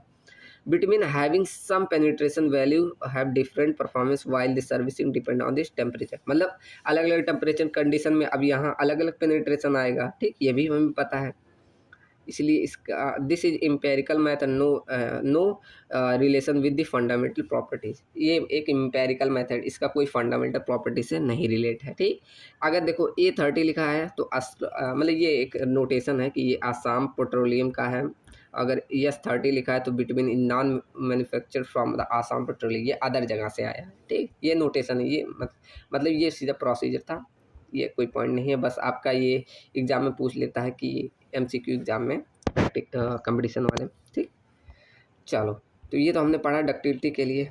अब मेजर करते हैं सॉफ्टनिंग पॉइंट टेस्ट। अब इसको मेजर करने के लिए एक आता है रिंग बॉल अपरेटस, आपको देखो यहाँ दिखा गया है, यही आपका रिंग बॉल अपरेटस होता है। ठीक, इसको क्या करते हैं, जो आपने पढ़ा था ना, एक पानी इसमें भर देते हैं गर्म, इसका टेम्परेचर एक डिसाइड होता है, उसको बढ़ाते जाते हैं 5 डिग्री पर सेल्सियस ऐसे बढ़ाते जाते हैं, उसके बाद इसमें विटामिन ऐसे फिल होता है, ये 2.4 ऐसे 4 कुछ सेंटीमीटर है, इसमें जितना टाइम लगाता है पहुँचने में वही आपका हो जाता है सॉफ्टनिंग वैल्यू। देखो क्या क्या लिखा है, the softening point test is measure by ring and ball apparatus. ठीक, इसका नाम क्या बोला गया, रिंग एंड बॉल। अब देखो ये आपका एक बॉल है और ये आपका एक रिंग है, तो इसी में आपका विटामिन भर दिया जाता है, उसके बाद बॉल ये क्या करता है, पेनिट्रेट करता है कि नीचे कितना देर में पहुंचता है, वही टाइम बता देता है, तो इसीलिए इसको क्या बोला जाता है, रिंग बॉल अपरेटस। ठीक, उसके बाद क्या लिखा है, softening point is the temperature at with bitumen attain the particular degree of the softness under the standardise condition. तो वही सॉफ्टनिंग पॉइंट मतलब वो होता है जो इतने टेम्परेचर पे, मतलब इसमें मेनली वही टेम्परेचर मेजर किया जाए, कितने टेम्परेचर पे आपका ये नीचे पहुंच जाता है, वही आपका स्टैंडर्ड सॉफ्टनिंग पॉइंट वैल्यू होती है। ठीक, तो क्या लिखा है, the temperature at which standard ball placed on the layer of the between kept at the standard brass ring through the between layer touch the bottom at the distance of 2.54 centimetre is the softening point. ठीक, मतलब कहने का मतलब आप temperature बढ़ाते गए और ये यहाँ तक का डिस्टेंस नीचे तक कितना है, 2.54 सेंटीमीटर, तो कितने टेम्परेचर बाद ये यहाँ तक पहुँचा, तो वही आपकी हो जाती सॉफ्टनिंग पॉइंट वैल्यू। ठीक, अब यहाँ सारा चीज़ें दी है कि डाया बॉल कितना है, वेट कितना है, 9.5 mm डाया का और 3.5 ग्राम की आपकी बॉल होती है। 2 ब्रास रिंग होती है जिसका डेप्थ कितना होता है, 6 पॉइंट, आपका ये ब्रास रिंग ऐसे दिखा है ना नीचे, ऐसे इसी में बॉल तो रखा है, तो इसका डेप्थ कितना है, 6.4 mm इसका डेप्थ होता है। ठीक, in liquid bath water is use if the softening point is less than 80 degree Celsius. ठीक, अगर मतलब आपकी कि हम लिक्विड बॉट में वाटर की यूज करेंगे कब, अगर आपकी सॉफ्टनिंग पॉइंट की value less than 70 degree Celsius होगी तब। अगर ग्लिसरीन के यूज करेंगे कब, जब आपका 80 डिग्री से ज़्यादा आपकी सॉफ्टनिंग पॉइंट की वैल्यू होगी। ठीक, और हीट को हम कैसे 5 डिग्री पर मिनट ऐसे बढ़ाते जाएंगे, ऐसे नहीं अचानक से बढ़ा देंगे। ठीक, तो ऐसे कुछ मेजरमेंट होता है किसका, बॉल सॉफ्टनिंग टेस्ट में। ठीक, ये सारे पॉइंट लिखे हैं, देख लेना, वही सारे हैं। ठीक, अब चलो देखते हैं flash and fire point test. अब ये क्या होता है, जैसे आपकी विटामिन को ना अगर हायर टेम्परेचर पे ले जाएंगे तो वो एकदम लिक्विड के फॉर्म में कन्वर्ट हो जाएगा। जब ये लिक्विड के फॉर्म में कन्वर्ट हो जाता है तो उससे वाइब्रेशन बोला हूँ, वेपर्स निकलती हैं। अब जब ये वेपर्स निकलती है ना, इसमें आप थोड़ा सा ऐसे फायर पास में ले जाएंगे आग, जैसे मान लो आपने ये ऐसे लिक्विड ऐसे पूरा निकलने लगा, मान लो ऐसे बिटवीन पूरा एकदम लिक्विड फॉर्म में हो गया, तो इसमें से ऐसे वेपर्स निकलती है, ऐसे वेपर्स निकलती है। तो आप जब इसमें फायर को ऐसे ले जाएंगे पास में, तो ये जलने लगेगी, ऐसे आग चिंगारी निकलेगा, ठीक। तो उसको बोलते हैं फ्लैश पॉइंट टेस्ट। अगर यही ऐसे आग कुछ टाइम तक ऐसे बर्न करने लगे तो उसे बोलते हैं फायर पॉइंट टेस्ट, ठीक। चलो देखो क्या लिखा है, at higher temperature between become volatile and thus catches fire which very dangerous। तो वही बोला ना, हायर टेम्परेचर पे क्या ये वॉलेटाइल हो जाते हैं और वो फायर को कैच करने लगती है, जो ये कि हमारे लिए बहुत डेंजरस होती है। Thus it is necessary to the find the temperature at with the different grade of bitumen catch fire. तो हमें ये फाइंड करना जरूरी है कितने टेम्परेचर पे ये हमारा फायर को मतलब पकड़ ले रहा है, ठीक। जरूरी नहीं है, अगर आपका टेम्परेचर इतना ज़्यादा हो जाएगा तो रोड में ऐसे आग लग जाएगी, तो इसलिए हमें ये फाइंड करना जरूरी है। The flash point test is the lowest point at which the application of the test flame causes the vapour, ठीक। तो मतलब वो मिनिमम से मिनिमम टेम्परेचर जब वेपर में कन्वर्ट हो जा रहा है और उसमें फायर इमिडिएटली फॉर्म हो रहा है तो उसे फ्लैश बोलते हैं। लेकिन वही आपका अगर वो आपका द फायर पॉइंट क्या होता है, lowest temperature at with the test flame cause ignite and burn at least 5 second. अगर 5 सेकेंड तक, कम से कम 5 सेकेंड तक वो जलने लगे तो उसे फायर पॉइंट बोला जाता है, ठीक। तो ये मेनली ये टेस्ट होता है। The safe limit for heating between is generally 50 degree Celsius below the flash point. मतलब जितना फ्लैश पॉइंट है उससे 50 डिग्री सेल्सियस कम पे ही आपको उसे हीट करना चाहिए। It is measure by Pensky Martin close cup and open cup apparatus. इसके द्वारा हम मेजर कर सकते हैं, ये ऑपरेटस है, ठीक। चलो अब देखते हैं लास्ट फ्लोट टेस्ट। अब इस फ्लोट टेस्ट में हम क्या मेजर करते हैं, कंसिस्टेंसी कितनी है आपकी बिटवीन के, ठीक। For which the penetration and viscosity test are not. इसमें इसके लिए हम कोई पेनिट्रेशन एंड विस्कोसिटी टेस्ट की जरूरत नहीं पड़ती अगर फ्लोट टेस्ट आपको मालूम चल गया। Here consistency is reported in the term of float value. यहाँ पर हम कंसिस्टेंसी को किसको फ्लोट वैल्यू के टर्म में रिप्रेजेंट करते हैं, ठीक। अब बताया है कि which is represent in term of second, वही विस्कोसिटी के टर्म में इसको रिप्रेजेंट करते हैं, ठीक। Small plug of bitumen which is held in the open mould of the bottom end become the sufficient temperature up इतना higher float value of bitumen कितना होती है, स्टीपर देन, हाँ, higher float value steeper the between.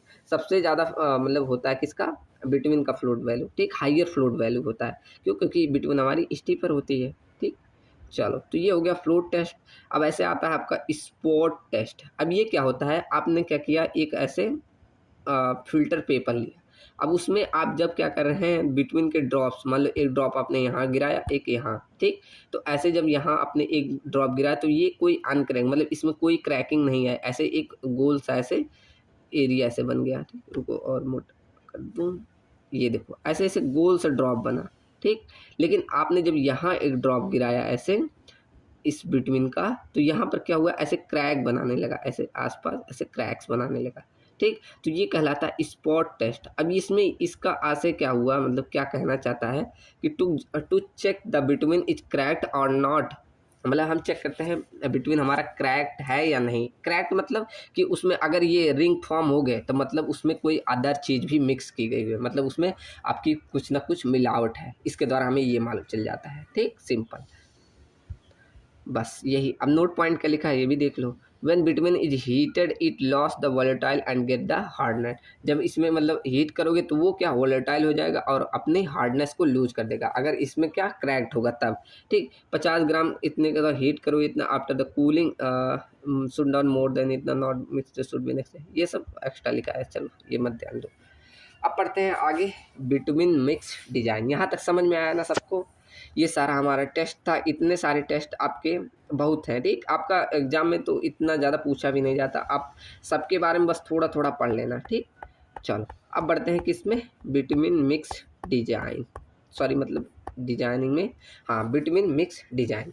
अब इसका क्या मतलब होता है, अब बिटवीन मिक्स डिजाइन का मतलब क्या होता है, इसमें जैसे आपका रोड बनता है तो concrete plus fine grade plus filler plus between, ये सारी चीज़ें मिलकर बनी होती है। तो इन सभी को मिक्स करना ही आपका क्या कहलाता है, बिटवीन मिक्स डिजाइन, ठीक। जैसे मैंने यहाँ देखो एक क्रॉस सेक्शन ऑफ रोड लिया, आपका ये फ्लेक्सिबल पेमेंट का क्रॉस सेक्शन है, ठीक। तो इसमें आपका सबसे नीचे का सॉइल ग्रेड, फिर उसके बाद सब बेस, फिर बेस कोर्स, फिर बाइंडर कोर्स, फिर सरफेस कोर्स। यहाँ मतलब मेनली दिखाया है कितने प्रकार के रोड होते हैं। अगर यहाँ बाइंडर कोर्स में यहाँ अलग अलग प्रोवाइड, बाइंडर कोर्स और सरफेस कोर्स अलग अलग प्रोवाइड की गई है, तो इसको नीचे वाले को बोलते हैं बिटुमिनस मैकेडम। अभी सबके बारे में पढ़ना है तो यहाँ मैं बता दे रहा हूँ बस कहाँ पर कौन सा रोड बनता है।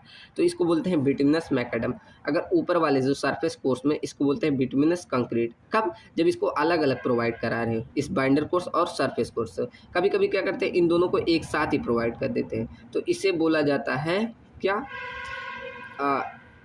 बोला जाता है कि इन दोनों को हम एक साथ मर्ज करके एक ही में, मतलब coarse aggregate, fine aggregate plus filler plus bitumen, इन सबको एक ही में मर्ज करके बना देते हैं। इसको सरफेस कोर्स बोल देंगे, ठीक।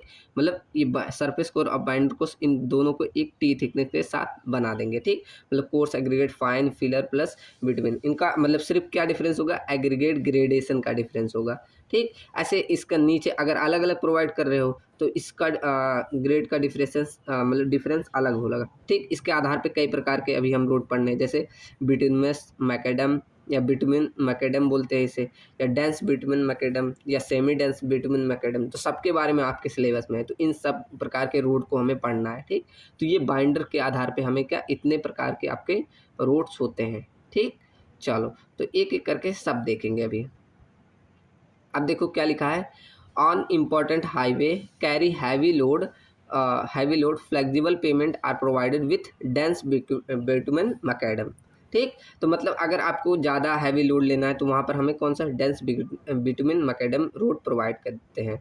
और binder course and bitumen course or surface course में laid over well prepared base course. मतलब जो आपका बाइंडर कोर्स होता है या बिटुमेन कंक्रीट, ये जो ऊपर वाली यहाँ पर देखो, ये जो ऊपर वाली बाइंडर कोर्स होती है या सरफेस कोर्स होती है, ये एक वेल प्रिपेयर्ड बेस कोर्स पे लेड होना चाहिए। अगर नहीं होगी तो सेटल कर जाएगी, जिससे आपके रोड में काफ़ी बड़े बड़े गड्ढे ऐसे देखते हैं नहीं, काफ़ी प्रॉब्लम आ जाती है, ठीक। तो यही बोल रहा है।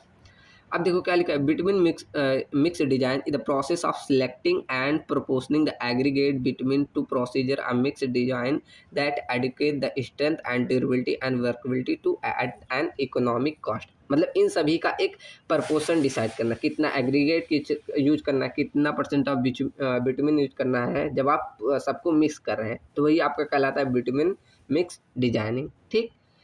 Main objective of bitumen mix design is obtain to determine optimum bitumen content. मतलब कितना ऑप्टिमम नंबर आपको, मतलब कितना क्वांटिटी आपको बिटवीन का यूज करना है, ये आपका ऑब्जेक्टिव होता है किसका, बिटवीन मिक्स डिजाइनिंग का, ठीक। तो कौन कौन से मेथड होते हैं ऑप्टिमम बिटवीन कंटेंट फाइंड करने का, तो आपका मार्शल स्टेबिलिटी टेस्ट होता है, mix design test design method होता है, हैवियम स्टेबिलोमीटर होता है, ऐसे आपका हार्वर्ड फील्ड मेथड होता है, सुपर पे मिक्स डिजाइन मेथड होता है, ये हमारा मॉडर्न अप्रोच है। तो ये सारे मेथड होते हैं ऑप्टिमम बिटवीन कंटेंट निकालने का, लेकिन ये आपके सिलेबस में नहीं है तो मैं इन सब मेथड में नहीं जा रहा हूँ। वरना मार्शल स्टेबिलिटी टेस्ट या जिसे मिक्स डिजाइन मेथड बोलते हैं, ये आपका बहुत इंपॉर्टेंट है। अगर आप बाद में पढ़ना चाहेंगे तो ये पढ़ लीजिएगा, ठीक। ये आपके मतलब कॉम्पिटिटिव एग्जाम में पूछा जाता है, तो ये आपका काफ़ी इंपॉर्टेंट होता है। लेकिन आपके सिलेबस में क्या दिया है कि सभी प्रकार के रोड और उनमें कैसे डिजाइनिंग की जाती है, क्या इंपॉर्टेंट होता है, ये हमें देखना है, ठीक। अब चलो अगला देखते हैं कि प्रॉपर्टीज़ ऑफ बिटुमिन मिक्स, क्या क्या प्रॉपर्टीज़ होनी चाहिए आप जब बिटुमिन मिक्स कर रहे हैं। तो एक अच्छी स्टेबिलिटी मिलनी चाहिए, मतलब ability of mix to resist load without failure. आप इतना बिटुमिन यूज करिए कि आपका लोड आए तो उसमें कोई फेलियर ना, इतना बॉन्ड उसमें बनना चाहिए। High stability insured strong durable and payment, अच्छा ड्यूरेबल रहेगा और स्ट्रॉन्ग पेमेंट बनेगा, ठीक। फ्लो मतलब अच्छे से, ऐसा ना हो कि आप कि इतना वेलोसिटी वाला यूज कर दे रहे कि आपका ये फ्लो ही ना करे। फ्लो अच्छे से करेगा तो ईजिली आपका सेपरेट करने में आसानी होगी, ठीक। तो proper flow ensure the flexibility without excessive rutting, उसमें कोई रटिंग नहीं आता। ये रटिंग एक प्रकार का फेलियर है, आगे आप देखेंगे ऐसे क्रैक्स टाइप बन जाता है तो वही रटिंग बोलते हैं, ठीक। तो कोई रटिंग नहीं देखने का मिलेगा अगर आपका फ्लो अच्छे से होगा। उसकी ड्यूरेबिलिटी, ऐसे वर्कबिलिटी मतलब क्या, प्लेस करने में देखो, ease to mixing, placing, compaction, ये सब आसानी हो जाती है अगर आप अच्छे से डिजाइन मिक्स किए हैं। इसकी रेजिस्टेंस हमें अच्छा मिलता है, इम्परबिलिटी, ये सब पढ़ लेना, ठीक है, ये सब तो इजी पॉइंट है। ऐसे फटिक रेजिस्टेंस, फटिक क्या मतलब नंबर ऑफ रिसाइकिल लोडिंग अगर आ रहा है तो वो अच्छे से रजिस्ट कर जाएगा, ठीक। ऐसे उसकी फ्लेक्सिबिलिटी अच्छी होती है, वाइड्स जो होता है वो अच्छे से फिल हो जाता है बिटवीन से। तो ये सारा क्या था, प्रॉपर्टीज था किसका, बिटवीन मिक्स का। ठीक, चलो अब यहाँ देखते हैं steps of bitumen mix design. कौन कौन से स्टेप्स हैं, आप जब बिटवीन मिक्स डिजाइन कर रहे हैं तो क्या क्या फॉलो होगा प्रोसीजर, ये हमें देखा जाता है। तो सबसे पहला काम करना है आपको सिलेक्शन ऑफ मटेरियल, किस प्रकार का आप मटेरियल सेलेक्ट कर रहे हो, वो जैसे एग्रीगेट और बिटवीन, कौन सा ग्रेड का आप एग्रीगेट लेंगे, कौन सा ग्रेड का आप बिटवीन लेना है, वो सब आपको पहले सेलेक्ट कर लेना। उसके बाद सिलेक्शन ऑफ देखो वही चीज़ है, मटेरियल का सिलेक्ट कर लिया, फिर कौन सा ग्रेड लेना है, फिर उसकी स्पेसिफिक ग्रेविटी आप डिटरमाइन कर लेंगे, फिर एक स्पेसिफिन लेंगे, फिर उस पर हम क्या करेंगे, कंपैक्शन ऑफ स्पेस, मतलब उसमें भर के कंपैक्ट करेंगे, फिर डिटरमाइन करेंगे specific gravity of compacted between mix. उन दोनों को जब मिक्स कर दिए तब उसकी स्पेसिफिक ग्रेविटी कितनी है। उसके बाद उसमें क्या, कैलकुलेशन ऑफ प्रॉपर्टी, जैसे वॉल्यूम ऑफ वाइट कितना है, वॉल्यूम ऑफ मिनरल एग्रीगेट, मतलब वाइट इन मिनरल एग्रीगेट में कितना था, valued of whites filled width between concrete में कितना था। उसके बाद हमारा लास्ट हो जाता है कि ऑप्टिमम बिटवीन कंटेंट कितना डालना है, वो हमें मिल जाएगा। ठीक, उसी स्ट्रेंथ के आधार पे। तो ये सारा प्रोसीजर होता है बिटवीन मिक्स डिजाइनिंग का। ठीक, यही प्रोसीजर अभी हम फॉलो करेंगे। जैसे अब आपका ये पूछा गया है एक बार क्वेश्चन कि जॉब मिक्स फार्मूला क्या होता है। तो ये फार्मूला नहीं, ऐसा फार्मूला लिखा है तो फार्मूला मत समझिए। ये इन्होंने क्या किया था, स्पेसिफाई किया था कि how much each material should be use in the produce a mix design with desire properties, मतलब कितनी कितनी प्रॉपर्टीज लेनी है, इन्होंने ये डिसाइड किया था। तो इसके आधार पे इन्होंने इंक्लूड किया कितना कोर्स, कितना फाइन एग्रीगेट लेना है, बिटवीन का टाइप और कितना परसेंटेज लेना है, कितना फिलर लेना है। ठीक, जैसे कि सैंड या लाइम, आपने ऐसे देखा होगा छोटे छोटे ऐसे पत्थरों के टुकड़े भी डाले जाते हैं रोड में जब आपका सब बेस बनता है। ठीक, देखा होगा आपने ज़रूर। ऐसे एडिटिव मतलब ऑप्शनल मटेरियल जैसे लाइक पॉलीमर कितना यूज करना है, ये सब आपका कितने ने दिया, जॉब मिक्स फार्मूला द्वारा। ठीक, अब इसका रोल क्या होता है, ये क्वांटिटी हमें कंट्रोल करता है। ऐसा नहीं कि ज़्यादा बिटवीन यूज कर ले, कम यूज कर ले, ऐसा नहीं, ये क्वांटिटी में कंट्रोल कराता है और इससे स्टैंड ड्यूरेबिलिटी अच्छी रहती है, वर्कबिलिटी इंप्रूव हो जाता है, इकोनॉमिक बना रहता है। ठीक, चलो तो ये सारा हमारा किसना, जॉब मिक्स फार्मूला द्वारा मिलता है। ऐसे और भी लिखे देखो पॉइंट, स्पेसिफिक कंप्लेंट्स मिलता है, मतलब हेल्प करता है स्टैंडर्ड रिक्वायरमेंट जैसे IRC और मोर्स द्वारा ये फॉलो कराता है। ऐसे आपका यूनिफॉर्म परफॉर्मेंस मिलता है, ऑप्टिमम मटेरियल यूज हमारा हो जाता है, अडाप्शन टू साइट कंडीशन हमें मिल जाती है, जैसे कि adjust based on local condition like climatic, traffic and material. तो ये सारा कंडीशन हमें अडॉप्ट करने को मिल जाता है, किसमें, जब हम जॉब मिक्स फार्मूले के द्वारा हम काम करते हैं। ठीक, चलो अब हम देखते हैं mix design for wait mix macadam. ये एक प्रकार का रोड है, इसमें आप कैसे करेंगे। अब ये वेट मिक्स मैकेडम कहाँ पर होता है, सब बेस या रोड के बेस पे प्रोवाइड किया जाता है। ठीक, तो by mixing graded aggregate with water optimum moisture content. तो इसीलिए इसमें मतलब ऑप्टिमम मॉइस्चर कंटेंट मिला के इन द मिक्सिंग प्लांट में and then laying and compacting in the mixture of the road.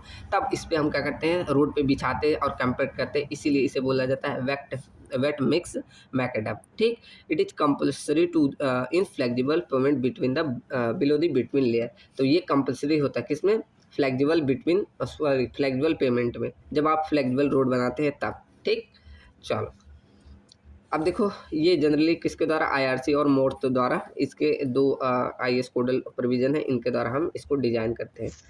तो जो आपका WMM है जनरली मतलब इज आ ग्रेनुलर बेस या सब बेस लेयर हमारा होता है। ठीक, ये हमारा ऊपर का नहीं, कहाँ का सब बेस लेयर होता है, या इसे ग्रेनुलर बेस भी बोला जाता है। इसे proper moisture content very important for compaction के लिए। ठीक, तो इसमें हमने सॉइल में पढ़ा है ना, जैसे सॉइल में कंपैक्शन के लिए आप एक ऑप्टिमम मॉइस्चर कंटेंट पढ़ते थे, वैसे इसमें भी हमें एक पूरे इंपॉर्टेंट होता क्या, moisture content, proper moisture content important है कंपैक्शन के लिए। ठीक, अगर आप ज़्यादा आप वाटरिंग कर देंगे तो इससे आपको सेग्रीगेशन या स्ट्रेंथ रिड्यूस हो जाएगी इसकी। ठीक, uniform graded improve the load distribution. ठीक, अगर यूनिफॉर्म ग्रेड रहेगा तो इससे क्या होगा, लोड डिस्ट्रीब्यूशन अच्छे से होता है। ठीक, अब देखो इसका भी ऐसे मिक्स डिजाइन क्या करते हैं, पहले सिलेक्शन ऑफ मटेरियल। ठीक, अब देखो यहाँ मिक्स डिजाइन प्रोसीजर ये आपका पूछा जाता है तो अच्छे से पढ़ना। ठीक, तो इसमें क्या सिलेक्शन ऑफ मटेरियल, मटेरियल का हम पहले सेलेक्ट करते हैं, जैसे आपका कोर्स, फाइन, फिलर, ये कौन सा यूज करना है, उसका मटेरियल कौन सा यूज करना है, उसका ग्रेड, स्ट्रेंथ कितना है, अब्रेशन वैल्यू, ड्यूरेबिलिटी, ये सब हम चेक कर लेते हैं। ठीक, वाटर कितना, वाटर शुड भी क्लीन होना चाहिए, फ्री फ्रॉम हार्मफुल सब्सटेंस, उसमें कोई चीज़ की हार्मफुल चीज़ें नहीं होनी चाहिए, ये हमें देखना होता है। ठीक, उसके बाद हम जो भी यूज कर रहे हैं वो उसकी एग्रीगेट की टेस्टिंग कर लेते हैं, जैसे सीव AIV टेस्ट कर लेते हैं, लॉस एंजलिस वैल्यू निकाल लेते हैं, flakiness, elongation index, specific gravity, water absorption, ये सारे टेस्ट हम कर लेते हैं। ठीक, उसके बाद हम उसका ग्रेडेशन सेलेक्ट कर लेंगे, फिर उसके बाद हम प्रोपोर्शनिंग ऑफ मटेरियल, जैसे कैलकुलेट करेंगे उसकी परसेंटेज ऑफ एग्रीगेट कितना, combination of desired grade curve, फिर इन ऑल द सी परसेंटेज परमिजिबल लिमिट डिटरमाइन कर लेंगे। फिर उसके बाद हमारा last determine the optimum moisture content, last नहीं मतलब उसके बाद कितना मॉइस्चर कंटेंट उसमें रखना है ये हम डिटरमाइन करेंगे। इसके लिए हमने mix aggregate with different water content में, फिर ये देखो पूरा बताया, जैसे आप ऑप्टिमम मॉइस्चर कंटेंट कैसे निकालते थे सॉइल में, सेम सॉइल का ही प्रोसीजर है। क्या करेंगे, मिक्स करेंगे एग्रीगेट को विद डिफरेंट वाटर कंटेंट में, कंपेक्ट करेंगे, उसके बाद डिटरमाइन करेंगे ड्राई डेंसिटी, फिर एक प्लॉट करेंगे कर्व में, यहाँ वाटर कंटेंट और यहाँ ड्राई डेंसिटी, जहाँ पर आपको मैक्सिमम ड्राई डेंसिटी मिल जाती है ऑप्टिमम मॉइस्चर कंटेंट पे, वही आप यूज़ कर लेंगे सेम ऐसे। ठीक, तो इसमें ये ध्यान देना। ऐसे ट्रायल मिक्स प्रिपरेशन, पहले आप एक ट्रायल मिक्स प्रिपरेशन करेंगे, फिर उसका कंपैक्शन टेस्ट कर देना, फिर अगर अच्छी खासी मिल जा रही है तब उसको एक्चुअल में परफॉर्म कर देना। ठीक, चलो तो ये पढ़ लेना आप। कहाँ चले गए, बहुत आगे, एक सेकेंड। ठीक, तो ये आपका हो जाता है स्टैंड को परफॉर्म हो गया, फाइनलाइज, हम मिक्स को डिसाइड कर देंगे कितना हमें क्या रखना है। ठीक, तो इसका ड्रॉबैक्स भी होते हैं कि रिक्वायर प्रॉपर ड्रेनेज होता है, नीट गुड क्वालिटी कंट्रोल, हमें इसमें हायर इनिशियल कॉस्ट होता है, इसमें मॉइस्चर वेरी कर सकता है, डिफ़िकल्टी होती है कंस्ट्रक्शन अगर रेनी सीजन है तब, यहाँ not suitable for very weak सब ग्रेड सॉइल के लिए, प्लांट मिक्सिंग रिक्वायर्ड होता है इसमें, इसमें डस्ट हमारा बनने लगता है, फ्रीक्वेंट मॉइस्चर मॉनिटरिंग की आवश्यकता होती है, इसमें स्किल्ड सुपरविज़न की आवश्यकता होती है। ठीक, तो ये सारे इसके ड्रॉबैक्स हैं। अब अगला देखते हैं वाटर बाउंड मैकेडम। अब हर चीज़, अब हर एक का मैं डिजाइनिंग नहीं बताऊंगा, अब यहाँ मतलब जो हमने डिजाइनिंग बताई यही सारे स्टेप फॉलो होते हैं, बस इसमें थोड़ा सा अंतर आ जाता है। ठीक, तो यही सारे लिख दीजिएगा आप लोग।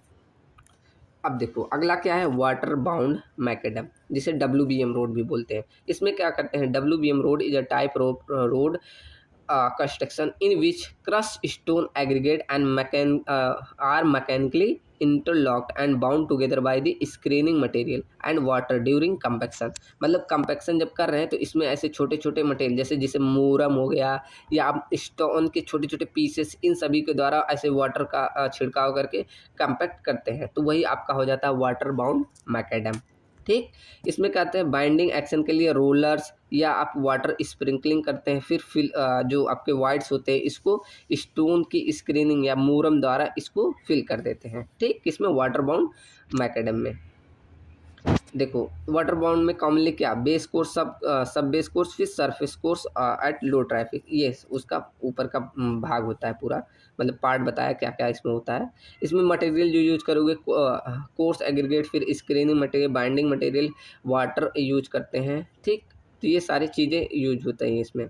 इसका कंस्ट्रक्शन प्रोसेस देखो मैंने बता दिया, आप ज़्यादा थ्योरी नहीं लिखे, खुद लिख सकते हैं। प्रिपरेशन ऑफ सब ग्रेड, फिर फाउंडेशन प्रिपेयर करेंगे, फिर स्प्रेडिंग ऑफ कोर्स ग्रेड, फिर रोलिंग करेंगे, फिर स्क्रीनिंग करेंगे, फिर वाटर की स्प्रिंकलिंग करेंगे, फिर आप क्या करेंगे, ग्राउटिंग, फिर रोलिंग करेंगे, फिर बाइंडिंग मटेरियल बन जाए, फिर ड्राइंग एंड सेटिंग होने देंगे। ठीक, चलो ये आपका हो गया क्या, कंस्ट्रक्शन का प्रोसेस। इसके ड्रॉबैक्स क्या है कि इसमें भी डस्ट फॉर्मेशन होगा और ये कम ड्यूरेबल होगी कंपेयर टू बिटुमिन रोड के, और इसके लिए रिक्वायर्ड होता है regular maintenance, not suitable heavy traffic के लिए, वाटर डैमेजेज आते हैं, कंस्ट्रक्शन बहुत स्लो होता है इसका। ऐसे इसमें अनइवन सरफेस में भी डेवलप्ड में मड पंपिंग इसमें होने लगती है, लैक ऑफ फ्लेक्सिबिलिटी आ जाती है। और इसमें नो वाटर प्रूफिंग, इसमें मतलब वाटर ईजिली नीचे पहुंच जाता है, कोई वाटर प्रूफिंग नहीं होता। इसका यूजली मेनली विलेजेस में, टेम्परेरी रोड में, लो ट्रैफिक रोड में, बेस लेयर ऑफ हाईवे में यहाँ पर यूज होता है। ठीक, तो ये था आपका कौन सा, वाटर बाउंड मैकेडम रोड। अब बढ़ते हैं बिटुमिनस कंक्रीट रोड। अब एकदम ऊपर वाला पार्ट ये होता है। ठीक, देखो क्या लिखा है, चलो अब देखते हैं बिटुमिनस कंक्रीट रोड। अब ये क्या होता है? Bituminous concrete road is a dense graded hot mix of aggregate filler and bitumen use at the final surface layer in the flexible pavement. मतलब ये सबसे ऊपर का जो पेमेंट होता है इसको हम गर्म करके एग्रीगेट फिलर और मिक्स इन तीनों को एक साथ मिक्स करके ऊपर जो प्रोवाइड करते हैं यही आपका क्या होता है? Bituminous concrete road. ठीक, अब इसके कंपोजिशन क्या होता है? कोर्स एग्रीगेट फिलर और इसमें बिटुमिन ये सब इसमें मिला देते हैं। अब इसका क्या महत्व होता है? हर चीज़ का लिखा है। जैसे कोर्स एग्रीगेट क्या प्रोवाइड करता है? स्ट्रेंथ और लोड कैरिंग। ऐसे ऐप फाइन एग्रीगेट फिल करते हैं वाइट्स को। फिलर इंप्रूव करता है बॉन्डिंग को। Bitumen act as a binder. ठीक, इसमें कुछ पॉइंट लिखे हैं। जैसे टॉप लेयर क्या होता है? Bituminous concrete is the wearing course of flexible payment. ठीक, तो ये टॉप लेयर क्या होता है? बिटुमिनस कंक्रीट का वियरिंग कोर्स की तरह कार्य करता है। उसके नीचे dense graded mixer of aggregate and bitumen provide करते हैं। इसका मेन पर्पस का फंक्शन क्या होता है? Provide a smooth riding and comfort provide करता है। ठीक, help in the distribution traffic load in the lower, मतलब जो लोड आता है इसको नीचे ट्रांसफ़र करने में ये हेल्प करता है। प्रिवेंट करता है वाटर को इन्फिल्ट्रेशन में। Made of the coarse aggregate and fine aggregate filler and bitumen binder से इनसे बना होता है। हाई स्टेबिलिटी होती है। Design to resist the heavy traffic load. इसे इस प्रकार डिजाइन करके काफ़ी हैवी लोड को भी ये रजिस्ट करता है। फ्लेक्सिबल नेचर होता है। जनरली 30 से 50 mm इसकी थिकनेस होती है। ठीक, और इसका यूज कहाँ किया जाता है? हाईवे सिटीज इन जगह पे इसका यूज किया जाता है। अब इसके पार्ट भी हमने देखे थे। क्या? डेंस बिटुमिन मैकेडम अभी देखा था ना। देखो यहाँ फिगर एक बार और दिखा दूँ। हमने यही सब तो अब तक पढ़ा। यहाँ जो मैंने शुरू में बताया था, देखो यही सब तो पढ़ रहे हैं। Bituminous macadam road, dense bituminous macadam, bituminous concrete. ठीक, यही सब पढ़े ना। अब पढ़ रहे हैं यही डेंस बिटुमिनस मैकेडम। कहाँ पहुँचे? हाँ, ये हमारा रहा डेंस बिटुमिनस मैकेडम। अब ये क्या होता है? जैसे हमने पढ़ा था ऐसे 3 रोड होती है ऐसे। ठीक, तो सब बेस सब सरफेस, उसके बाद बेस कोर्स, फिर बाइंडर कोर्स, फिर इसमें हम डेंस बिटुमिनस मैकेडम ये प्रोवाइड करते हैं। अब ये क्यों प्रोवाइड किया जाता है? Dense bituminous macadam is a binder course layer in a flexible pavement place at the below the bituminous concrete. तो ये हमने जो ऊपर बिटुमिनस कंक्रीट पढ़ा इसके ये नीचे प्रोवाइड किया जाता है। It is the main strength layer of the road. ये सबसे मेन पार्ट होता है स्ट्रेंथ ऑफ प्रोवाइड करने को रोड का। ठीक, अब इसका फंक्शन क्या होता है? ये क्या करता है? Load bearing carry the heavy traffic load को लोड डिस्ट्रीब्यूट करता है। ये लोड को कहाँ? नीचे ट्रांसपोर्ट करने में मदद करता है। ठीक, स्ट्रक्चरल स्ट्रेंथ कैसा होता है? Provide main strength to pavement. ये सबसे मेन स्ट्रेंथ प्रोवाइड करता है आपके पेमेंट को।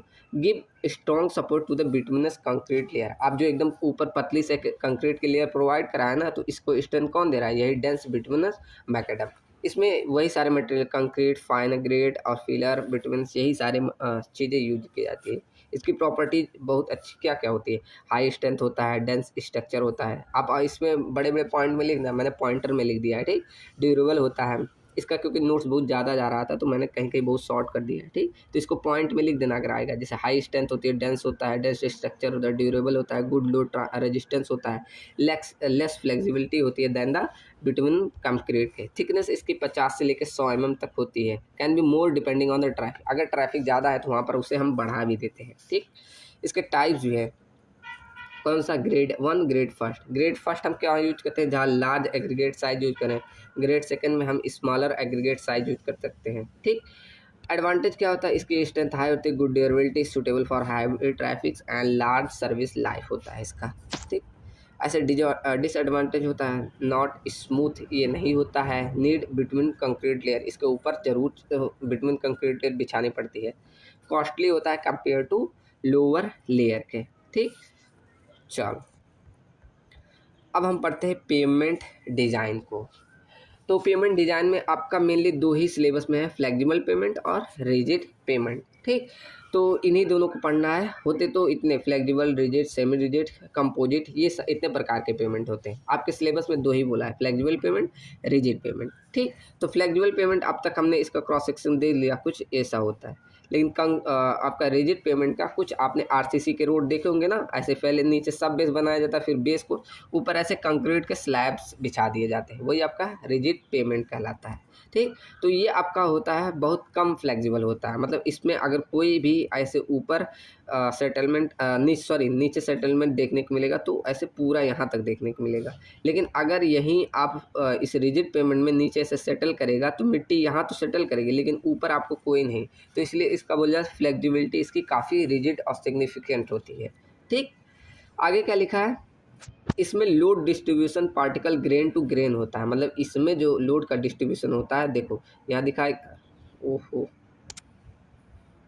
चलो अब देखो इसमें जो देखो क्या लिखा है, load transfer by particle grain to grain. देखो ऐसे बना हुआ ना, पार्टिकल ऐसे इसमें लगे होते हैं, छोटे छोटे पार्टिकल ग्रेन जैसे एग्रीगेट ये सब। तो जब लोड आता है तो बाय ग्रेन टू ग्रेन ये नीचे से ट्रांसफ़र करती है। लेकिन इसमें जब आपका रिजिड पेमेंट होता है, इसमें लोड का ट्रांसफ़र कैसे होता है, बाय लेयर टू लेयर। ठीक, ऐसे देखो एक लेयर पे जो आएगा ये नीचे पूरा ऐसे ट्रांसफ़र करेगा, लेकिन इसमें कैसे लेयर टू लेयर होता है। ठीक। उसके बाद इसमें क्या है, it consist of series of layer. देखो एक सीरीज ऑफ लेयर ऐसे है, इसमें भी consist of cement concrete slab with high flexural strength eight top पे, मतलब टॉप पे इसकी फ्लेक्सुरल स्ट्रेंथ काफ़ी ज़्यादा होती है। Load distribution through the grain to grain वही लिखा है, और इसमें by transfer through the slab action के थ्रू लोड ट्रांसफर होता है। ये डिफरेंस बता रहा हूँ, डिफरेंस काफ़ी आता है आपके फ्लेक्सिबल और रिजिड पेमेंट में। ठीक, अभी हम डिजाइनिंग में देखेंगे, डिजाइनिंग में पूछा गया है। Due to low flexural strength any deformation in bottom visible to the top surface. अब यही वाला पॉइंट है, मैंने बोला ना कि अगर बॉटम पे कोई भी डिफॉर्मेशन देखने को मिलेगा तो ये टॉप तक दिखेगा, इसमें नहीं, इसमें यहाँ पर हुआ तो कुछ नहीं। ठीक, इसकी डिजाइनिंग हम IRC 37/2080 के अकॉर्डिंग करते हैं और रिजिड पेमेंट की 58/2015 के अकॉर्डिंग। ठीक, ये इसका IS कोड है डिजाइनिंग का। जॉइंट्स इसमें नहीं होते, लेकिन आपके रिजिड पेमेंट में जॉइंट होते हैं। ठीक, चलो major pavement failure are the fatigue, reduction, strain, cracking, rutting, ये सब इसमें देखने को मिलते हैं। यहाँ पर जो फेलियर देखने को मिलता है, इसमें पुअर सबग्रेड पंपिंग या मड पंपिंग बोलते हैं। ये मड पंपिंग मतलब आपका जैसे देखो, जैसे यहाँ पर ऐसे सेटलमेंट देखने को मिलेगा ना, तो जब इसमें ऐसे पानी यहाँ आ जाएगा तो आपका जब ऐसे गाड़ी जाएगी तो ये क्या करेगा, प्रेशर की वजह से नीचे ऐसे पानी ऊपर की तरफ फेंकता है। ठीक, जिसे मड पंपिंग बोलते हैं। तो ये टाइप के इसमें फेलियर देखने को मिलते हैं। ठीक, उसके बाद लिखा है डिजाइन लाइफ इसकी 20 साल तक होती है, जैसे national highway, state highway and urban life, लेकिन इसकी डिजाइन लाइफ काफ़ी ज़्यादा होती है। कितनी, 30 साल तक। ठीक, इसकी लो कॉस्ट होती है इनिशियली, लेकिन इसकी कॉस्ट हाई होती है। इसकी मेंटेनेंस कॉस्ट हाई होती है इसकी, लेकिन मेंटेनेंस कॉस्ट कम होती है। सेमी रिजिड और ये सेमी रिजिड और कंबाइन का आपका पूछा नहीं है, तो ये आप बस अगर पढ़ने मन होगा पढ़ लेना, ये आपके सिलेबस का पार्ट नहीं है। ठीक, चलो अब देखते हैं फ्लेक्सिबल पेमेंट में 3 कोड आपका प्रोवाइड की जाती है, एक prime code, tag code, seal code. ये आपका क्या होता है, एक एक करके देखते हैं। ये आपके एग्जाम में पूछा गया, ध्यान से देखिएगा। ठीक, तो प्राइम कोड क्या होता है, applied over the base course to plug the capillary voids, मतलब इस आपके जो बेस कोर्स है इसके ऊपर हम प्रोवाइड करते हैं, जो कि हमारा प्लग करता है कैपिलरी वाइड्स को, जिससे viscosity of prime code must be less than viscosity of tag code. जो मतलब जो आपका टैग कोड है इससे कम विस्कोसिटी का हम प्राइम कोड अप्लाई करते हैं। कहाँ पर अप्लाई करते हैं, इस बेस कोर्स पे। ठीक, ऐसे सेम आपका टैग कोड आता है, tag coat is applied after the priming code. आप प्राइमिंग कोड को अप्लाई करने के बाद ही टैग कोड अप्लाई करते हैं। ये क्यों अप्लाई करते हैं, to maintain the bonding between the 2 layer tack coat. ठीक, इज अप्लाइड, इन दोनों में एक अच्छी बॉन्डिंग बने, इसलिए हम टैग कोड को अप्लाई करते हैं। Tack coat is applied between the binder course and surface course for proper bond, यही दोबारा रिपीट कर दिया। It is always applied between 24 hour prime, इससे मतलब 24 घंटे के बाद, प्राइमिंग के 24 घंटे, मतलब प्राइम कोड अप्लाई करने के 24 घंटे बाद ही अप्लाई करना है। ठीक, सील कोड क्या होता है, सबसे ऊपर वाले पार्ट में हम क्या करते हैं, अप्लाई कर देते हैं। It is provide over the surface prevent to enters the water from the surface course to lower layer, मतलब नीचे की लेयर में पानी ना जाए, इसलिए हम ऊपर आपका सील कोड प्रोवाइड करते हैं। अब ये क्या होता है, ऐसे बिटवीन के ऐसे लेयर प्रोवाइड की जाती है। आपने देख, अभी सर्च करोगे ना तो ऐसे देखो, ऐसे गाड़ी चलती जाएगी, उसमें ऐसे बिटवीन स्प्रिंग करते हुए ऐसे जाएगा, तो रोड पे ऐसे काला सा पूरा दिखेगा। आप लोग सर्च करना इमेज। ठीक, चलो अब देखो हर एक का फंक्शन लिखा है, फंक्शन ऑफ पेमेंट कंपोनेंट। जैसे हमने यहाँ सब सारे कंपोनेंट देखे ना, जैसे सॉइल सबग्रेड, सब base course, binder course, surface. अब इन सब का एक एक फंक्शन ये भी आपका पूछ लेता है कभी कभी, तो ये देख लेते हैं। ठीक। वैसे भी आप सबको मालूम ही है कि सॉइल सबग्रेड क्या होता है, सबसे नीचे वाली लेयर आपकी होती है, लोड को डिस्ट्रीब्यूट करने में काम आती है। तो पढ़ लेना, देखो subgrade soil all layer the strength must be good होना चाहिए। स्ट्रेंथ कैसे चेक करते हैं, CBR, प्लेट लोड, इन सभी टेस्ट द्वारा करते हैं। ठीक, तो ये हमने पीछे ऊपर भी टेस्ट का पढ़ा था। तो ये स्टेबल होने चाहिए, गुड ड्रेनेज होने चाहिए और इनकम्प्रेसिबल होना चाहिए। ऐसा नहीं लोड आया तो कंप्रेस हो गया, सेटलमेंट आपके रोड में देखने को मिल जाए। तो ये आपका सॉइल सबग्रेड की प्रॉपर्टीज होना चाहिए। ऐसे सब बेस या जिसे ड्रेनेज कोर्स भी बोलते हैं, तो इसमें ड्रेनेज लेयर मतलब ग्रेनुलर सब बेस लेयर होनी चाहिए, जिससे पानी ऐसे नीचे आए तो निकल जाए। ऐसा ना हो कि वहीं फंस जाए, जिससे कि बिटवीन और कंक्रीट में आपका उतना बॉन्डिंग ना बने। ठीक, तो aggregate having high permeable are preferred in the layer, large size aggregate preferred करना चाहिए। इसमें परसेंटेज ऑफ फाइन 5% से कम तक रहना चाहिए। ठीक, उसके बाद नीचे, उसके बाद हमारा बेस कोर्स आता है। ये क्यों प्रोवाइड किया जाता है, अब द सब बेस पे प्रोवाइड करते हैं। And one of the most powerful layer of the flexible pavement, सबसे मतलब एक ये भी पावरफुल लेयर होता है किसमें, फ्लेक्सिबल पेमेंट में। ये क्या हेल्प करता है, लोड डिस्ट्रीब्यूशन में। Aggregate having high strength toughness are required, मतलब इसमें जो यूज करते हैं उसकी एग्रीगेट की हाई स्ट्रेंथ होनी चाहिए, इस टफनेस अच्छा होना चाहिए। ठीक, उसके बाद ऊपर हम देखते हैं बाइंडर कोर्स। ये क्या होता है, सबसे ऊपरी वाला लेयर जिसमें हम कोर्स, फाइन ग्रेड, फिलर, बिटमन ये सब यूज कर रहे हैं। ठीक, वो आपका सबसे ऊपर का होता है। इसमें बहुत से पार्ट, कौन से, bitumen, macadam, dense bitumen, macadam, semi dense, एक और लिख देना है semi dense macadam. This layer ही प्रोवाइड क्या, strength to the flexible pavement को, ये हमारे स्ट्रेंथ प्रोवाइड करता है। ठीक, ऐसे आपका लास्ट आ जाता है सरफेस कोर्स, जिसमें बिटुमिन सरफेस भी बोलता है। ये आपका बियरिंग कोर्स होता है, बेस्ट क्वालिटी ऑफ मटेरियल इसमें यूज करते हैं। उसके बाद स्ट्रेंथ, इम्पैक्ट, हार्डनेस, ड्यूरेबिलिटी, ये सब इसके ये भी हमारा प्रोवाइड कराता है। ठीक, this layer is term as the bituminous concrete layer. इस मतलब इस लेयर को हम क्या, बिटुमिनस कंक्रीट लेयर भी बोलते हैं। ये हमारी स्मूथ होने चाहिए और अच्छा एक स्किड रेजिस्टेंस प्रोवाइड करना चाहिए। ठीक, चलो अब आपका आता है डिजाइनिंग कॉन्सेप्ट ऑफ पेमेंट। अब आप चाहे थोड़ा रेस्ट लेके तब देखिएगा, यहाँ से थोड़ा सा अब आपको ध्यान देने वाली बात आएगी। ठीक, तो इसको आप चाहें तो 5 मिनट, आप 10 मिनट रेस्ट करके तब यहाँ से देखिए। मैं और एकदम स्लोली बताऊंगा, ये लेक्चर थोड़ा सा लॉन्ग जाएगा। ठीक, तो हम डिजाइनिंग को एकदम और मतलब डिटेल में सीख रहे हैं। ठीक, चलो तो थोड़ा सा अगर आप रेस्ट लेना चाहें ले सकते हैं, मैं तो पढ़ाता ही जाऊँगा। अब थोड़ा और स्लो हम पढ़ेंगे। ठीक, अब स्टार्ट करते हैं। तो पहली लाइन इसमें क्या लिखे कि IRC हमारा रिकमेंड करता है कि design of flexible pavement for commercial vehicle, weight कितना, 3 टन से ज़्यादा होना चाहिए। इतना हम कॉमर्शियल व्हीकल का वेट लेके चलते हैं, इस आधार पे मतलब हम डिजाइनिंग फ्लेक्सिबल पेमेंट की करेंगे। ठीक, तो ये पहला पॉइंट है, ये ध्यान रखना। अब इसमें कुछ हम टर्म देखते हैं, ये अभी आगे आपका यूज होगा।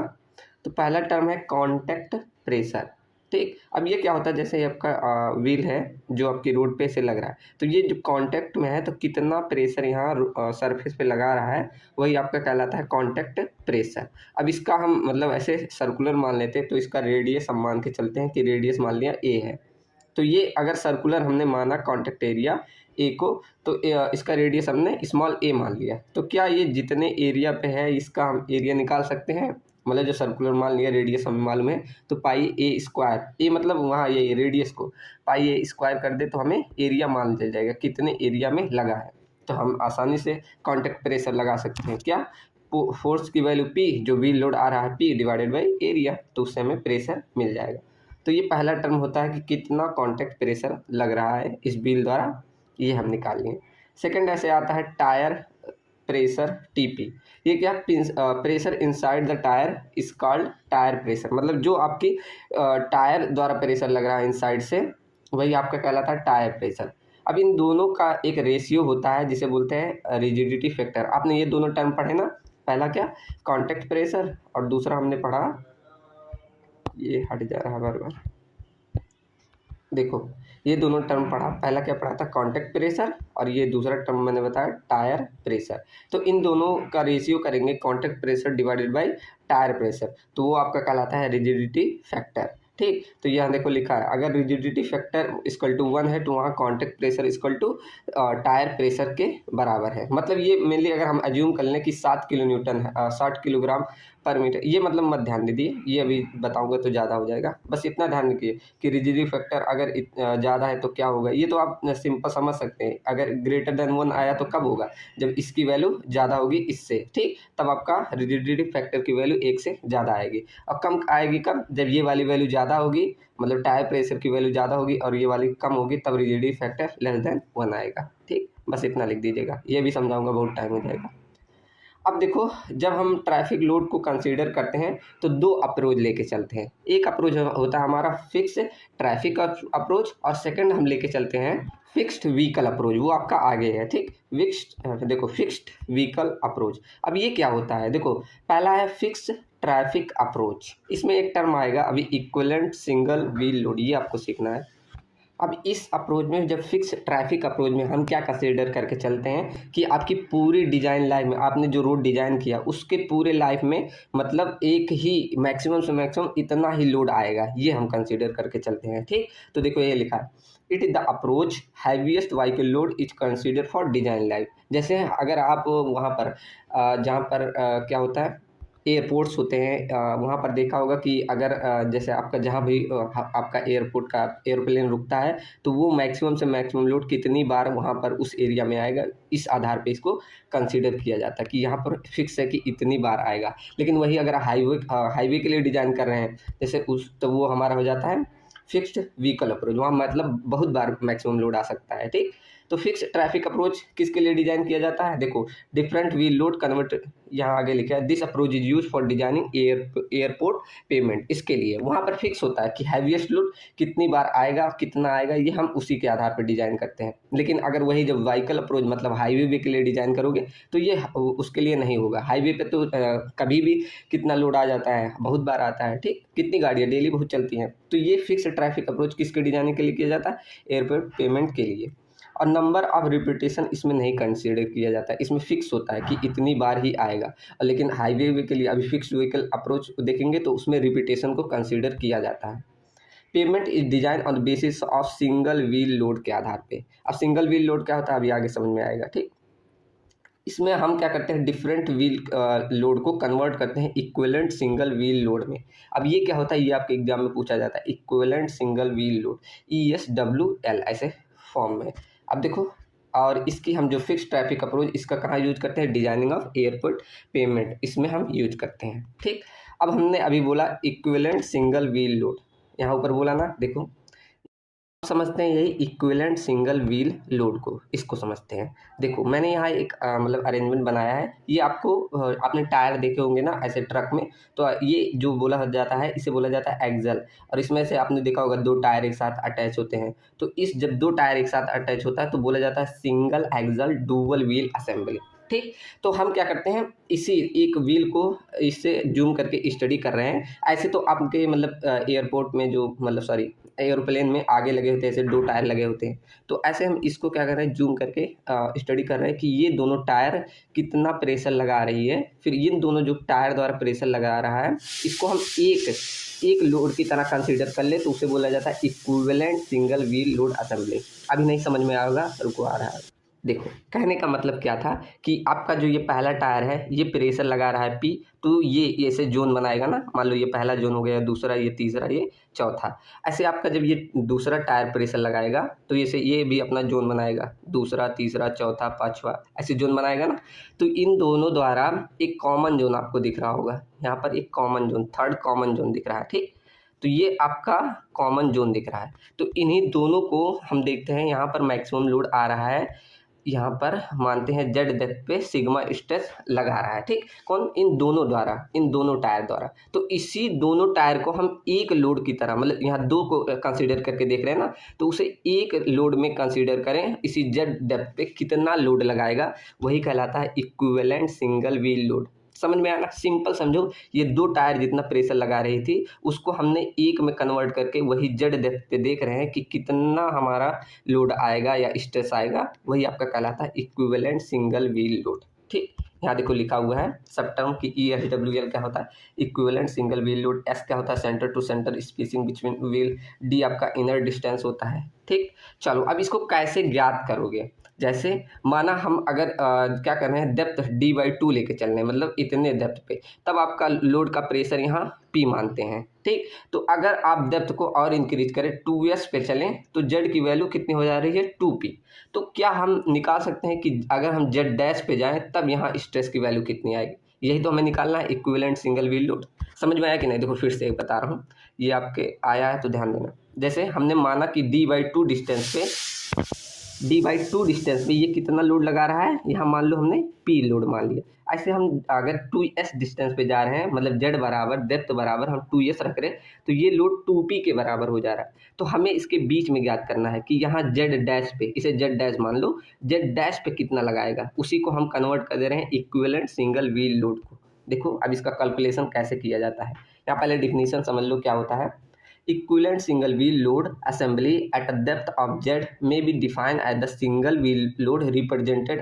ठीक, देखो क्या करें, सिंगल व्हील लोड को हम कैसे रिप्रेजेंट कर रहे हैं, डुअल असेंबली लोड में, विल का the same magnitude of the vertical declaration at the depth of Z और compressive depth eight depth Z पे। ठीक, मतलब समझ में आया ना कि उसको हम सिंगल व्हील लोड में कन्वर्ट कर रहे हैं जो डुअल लोड असेंबली हमारा कंप्रेसिव स्ट्रेस लगा रही है, बस इतना समझो, वही आपका कहलाता है इक्विवेलेंट सिंगल व्हील लोड। अब इसको कैसे निकालोगे, देखो मैंने एक चीज़ बताया आपको अभी पीछे उसमें कि अगर मैं Z बराबर D/2 डिस्टेंस ले रहा हूँ तो मान लिया प्रेशर P लग रहा है। ऐसे हम Z बराबर अगर 2S डिस्टेंस लेके चल रहे हैं तो P डैश मतलब प्रेशर जो लग रहा है वो मान लिया 2P। तो क्या मैं Z बराबर Z डैश मतलब वही बीच वाली डिस्टेंस जो Z डैश पे हम कितना प्रेशर P बराबर हम बोल दे रहे हैं इक्विवेलेंट सिंगल लोड, ये हमें ज्ञात करना है। तो इसे हम लॉग ग्राफ पे अगर रिप्रेजेंट करें तो कुछ ऐसे देखो रिप्रेजेंट कर देते हैं, जैसे हमने D/2 डिस्टेंस पे माना तो P लोड आ रहा है, 2S डिस्टेंस पे माना तो 2P डिस्टेंस आ रहा है। ठीक, तो अब हमें ज्ञात करना है कि Z डैश डिस्टेंस पे कितना आएगा।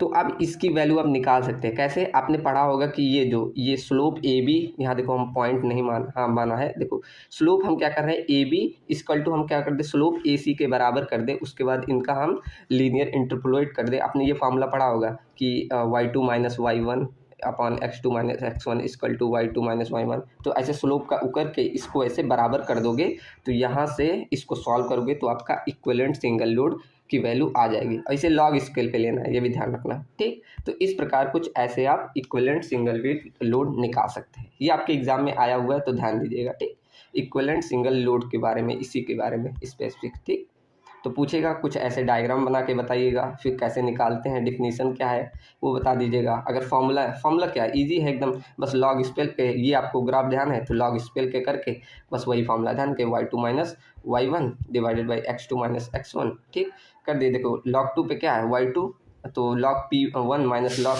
ये P, उसके बाद ऐसे x2 कर दिया है यहाँ पर 2S माइनस log D/2। ठीक, ऐसे करके आप ये सॉल्व करोगे तो निकल जाएगा। ठीक, चलो ये सिंपल मैथ का कॉन्सेप्ट है। अब सेकंड देखते हैं फिक्स्ड व्हीकल अप्रोच। इसमें हमारा क्या होता है कि ऐसे हाईवे है और इसमें हम लोड को अब फिक्स नहीं किए, इसमें नंबर ऑफ व्हील कई बार आ जा सकते हैं। ठीक, तो इसको हम निकालते हैं, क्या करते हैं, in this approach govern by number of repetition standard axle, मतलब इसमें कई बार स्टैंडर्ड एक्सेल का लोड आ सकता है और इसमें ऑल एक्सेल को कन्वर्ट करते हैं स्टैंडर्ड एक्सेल में, किसे 80 किलो न्यूटन या 8170 किलोग्राम लोड में। ठीक, अब ये क्या होता है, मतलब single axle dual wheel assembly में मतलब ऐसे कुछ होता है। ठीक, मतलब जैसे यहाँ पर हमने देखा था single axle dual wheel assembly को, इसमें हम उसका लोड कितना लेके चलते हैं, 80 किलो न्यूटन में। इसको कन्वर्ट करने देखो एक फॉर्मूला भी है जिसे बोला जाता है इक्विवेलेंट एक्सल लोड फैक्टर। ठीक, इसको निकालते हैं, जो आपका एक्सल लोड दिया है डिवाइडेड बाई 80 के पावर 4। यहाँ देखो स्टैंडर्ड एक्सल कितना, 80 किलो न्यूटन हमेशा हम लेके चलेंगे। ठीक, तो ये इतना बस ध्यान रखिए, आगे छोड़ दीजिए, ये बहुत बड़ा कॉन्सेप्ट है, अभी समझाऊंगा। ये आपके में नहीं आया है, बस यही क्या फिक्स ट्रैफिक अप्रोच में ये इक्विवेलेंट सिंगल व्हील लोड पूछा गया है। ठीक, ये भी बस ध्यान रखना कि फिक्स ट्रैफिक अप्रोच में क्या हम number of repetition standard axle का कंसिडर करते हैं, और इसको अगर हमें कन्वर्ट करना हो मतलब इक्विवेलेंट एक्सेल लोड फैक्टर में, तो हम कैसे कन्वर्ट कर सकते हैं, आपका जो एक्सेल लोड दिया हो उसको 80 से डिवाइड करके पावर 4 करोगे तो आपका आ जाएगा। ठीक, देखो यहाँ पर एग्जाम्पल भी दिए हैं। चलो, तो ये सब आप मत पढ़िएगा, ये बहुत ज़्यादा हो जाएगा आपके लिए। ठीक, चलो अब हम करते हैं डिजाइनिंग। अब यहाँ से भी आपका क्वेश्चन बना हुआ है, डिजाइनिंग ऑफ फ्लेक्सिबल पेमेंट। अब तक तो हमने क्या क्राइटेरिया कंसीडर किया, फिक्स ट्रैफिक अप्रोच और फिक्स व्हीकल अप्रोच। अब हम देखते हैं डिजाइनिंग ऑफ फ्लेक्सिबल पेमेंट। तो इसको फॉलोइंग मेथड द्वारा करेंगे। कौन कौन सा? पहला तो एम्पेरिकल मेथड होता है, सेकंड सेमी एम्पेरिकल, उसके बाद थ्योरेटिकल मेथड। ठीक, तो एम्पेरिकल मेथड क्या होता है? ये बेस्ड होता है, ये आपका बेस्ड होता है physical properties and strength parameter of soil subgrade पे। ठीक, जैसे ग्रुप इंडेक्स मेथड, अभी इसे पढ़ना है, तो ग्रुप इंडेक्स मेथड आपने सॉइल में भी पढ़ा होगा, तो उसके द्वारा हम क्या स्ट्रेंथ को डिफाइन करते हैं। आपका सीबीआर मेथड, इससे भी हम स्ट्रेंथ को निकालते हैं, तो ये भी हमें पढ़ना है, ये आपके एग्जाम में आया गया है। ठीक, उसके बाद stabilometer method, McLeod method और इम्पेरिकल अप्रोच, ये सारे इम्पेरिकल अप्रोच है। तो इसमें से आपका ग्रुप इंडेक्स मेथड और सीबीआर मेथड, ये दो इंपॉर्टेंट है, इसे हम पढ़ेंगे। ठीक, ऐसे सेमी इंपेरिकल मेथड भी होता है, ये बेस्ड होते हैं किस पे? स्ट्रेस स्ट्रेन मेथड पे, and modified based on experience के आधार पे आप वैल्यू को मॉडिफाइड कर सकते हैं। इसका एग्जांपल है जैसे ट्राई एक्सियल मेथड, इसके द्वारा हम करते हैं। ठीक, थ्योरेटिकल मेथड होता है, these are based on mathematical composition, जैसे आपने बोजेनिक थ्योरी भी पढ़ी होगी, तो इसी के आधार पे हम डिफाइन करते हैं। ठीक, ऐसे आपका बर्मिस्टर मेथड होता है, जिसे 2 लेयर सिस्टम भी बोला जाता है। ठीक, अब चलो पढ़ते हैं पहला मेथड, जिस हमारा एम्पेरिकल मेथड का ग्रुप इंडेक्स मेथड। आपने सॉइल मैकेनिक्स में फॉर्मूला पढ़ा होगा, group index equal to 0.2 A plus 0.5 A C plus 0.01 B D. इसके आधार पे हम क्या, this method is based on index property of soil and which help to identify and classify of soil. ये हमें क्या आइडेंटिफाई कराता है कि आपकी सॉइल अच्छी है कि नहीं, मजबूत है कि नहीं, और इसके सहायता से हम क्लासिफिकेशन कर देते हैं सॉइल का। आपने सॉइल मैकेनिक्स में इसे और अच्छे से पढ़ा होगा। तो a characteristic group index is used to indicate the parameter of soil when used as a payment material. तो इसके द्वारा हम क्या ग्रुप इंडेक्स पता कर लेते कि आपकी सॉइल कैसी है, गुड है, बैड है, आपने पढ़ा होगा ऐसे एक चार्ट। ठीक, तो ये सारी पैरामीटर होती है। ए की value P-35, B equal to P-, P क्या होता है? Percentage of finer 75 micron, A की value percentage of finer 75 micron, C in excess to 35। ये सारी वैल्यू निकालनी आपको आती है। ठीक, तो ये आप लोगों ने पढ़ा होगा, इसे चलो स्किप करते हैं। इसके ड्रॉबैक्स भी हैं कि this method does not consider quality of material and pavement construction के लिए, hence thickness of pavement come out of the same for good and poor. ये मतलब क्वालिटी पे उतना नहीं ध्यान है। अगर आप एक अच्छी और बुरी दोनों में देखोगे तो सेम प्रकार की मटेरियल थिकनेस आ जाती है इसमें। ठीक, चलो अब ये ध्यान रखिए, सीबीआर मेथड, जिसे कैलिफोर्निया बियरिंग रेशियो टेस्ट भी बोलते हैं। अब इसके आधार पे हम थिकनेस निकाल लेते हैं पेमेंट की, कितनी प्रोवाइड करनी है। ठीक, देखो क्या लिखा है, बेस्ड ऑन सीबीआर वैल्यू, हमने सीबीआर टेस्ट किया था पीछे ना, उसी की वैल्यू के आधार पे on any material over which a flexible pavement is required, thickness of payment over the given by. तो इससे हम क्या थिकनेस को फाइंड कर लेंगे। कैसे? आईआरसी ने इसके लिए फॉर्मूला दिया, टी इक्वल टू ब्रैकेट में 1.75 into P divided by C B R minus का P divided by P upon pi. ठीक, तो ये यहाँ पर पी हमारा क्या रिप्रेजेंट कर रहा है? Thickness above the soil subgrade के, ये जो सॉइल सबग्रेड यहाँ प्रोवाइड किया उसके ऊपर कितनी थिकनेस रखनी है, ये हमारा सीबीआर मेथड बता देता है। ठीक, पी क्या होता है? व्हील लोड, और स्मॉल पी क्या होता है? Tyre pressure. ये स्मॉल पी है। ठीक, तो स्मॉल पी हमारा टायर प्रेशर या कॉन्टैक्ट प्रेशर। कैसे निकालना है पीछे पता है ना। और यहाँ सीबीआर मतलब सीबीआर का रिजल्ट लेके, जैसे आप दोनों रिजल्ट निकालते थे ना, अभी हमने पीछे पढ़ा, तो उसमें से जो वैल्यू से ग्रेटर आएगी वही हम ले लेते हैं। ठीक, सीबीआर टेस्ट यहाँ पूरा बताया गया है कैसे करना है। तो इसके आधार पे तो आपकी थिकनेस मिल जाती है ऊपर की पेमेंट। अब यहाँ पर मैंने लिखा नहीं है, तो उसके आगे भी आप कर सकते हैं। जैसे आपको टी मिल गया, तो टोटल थिकनेस में से स्मॉल टी करोगे तो सब ग्रेड की थिकनेस मिल जाएगी। फिर इसी आधार पे आप सब चीज़ें निकाल सकते हैं। ठीक, पूरी थिकनेस निकालना दिखा, सब बेस, सब course, base course, dense course, ये सब कैसे निकालोगे आप लिख लेंगे। ठीक, तो ये हमारे बस फॉर्मूला जाने के कैसे करना है, उसके बाद आगे की थिकनेस आप निकाल के बता दीजिएगा। जैसे ऐसे पूरी चीज़ होती है ना, तो सबकी थिकनेस यहाँ से बता सकते हैं। अब इसके ऊपर का मिल गया, टोटल थिकनेस आपको मालूम था, तो ये सब ग्रेड में से निकाल देंगे, ये वाली वैल्यू मिल जाएगी। फिर इसके आधार पर कुछ थिकनेस, चलो देखो, तो उसके आधार पे आप ऐसे सारी वैल्यू दिखा देंगे। तो ये कैलकुलेशन आप कर लीजिएगा, इसमें लिखा नहीं।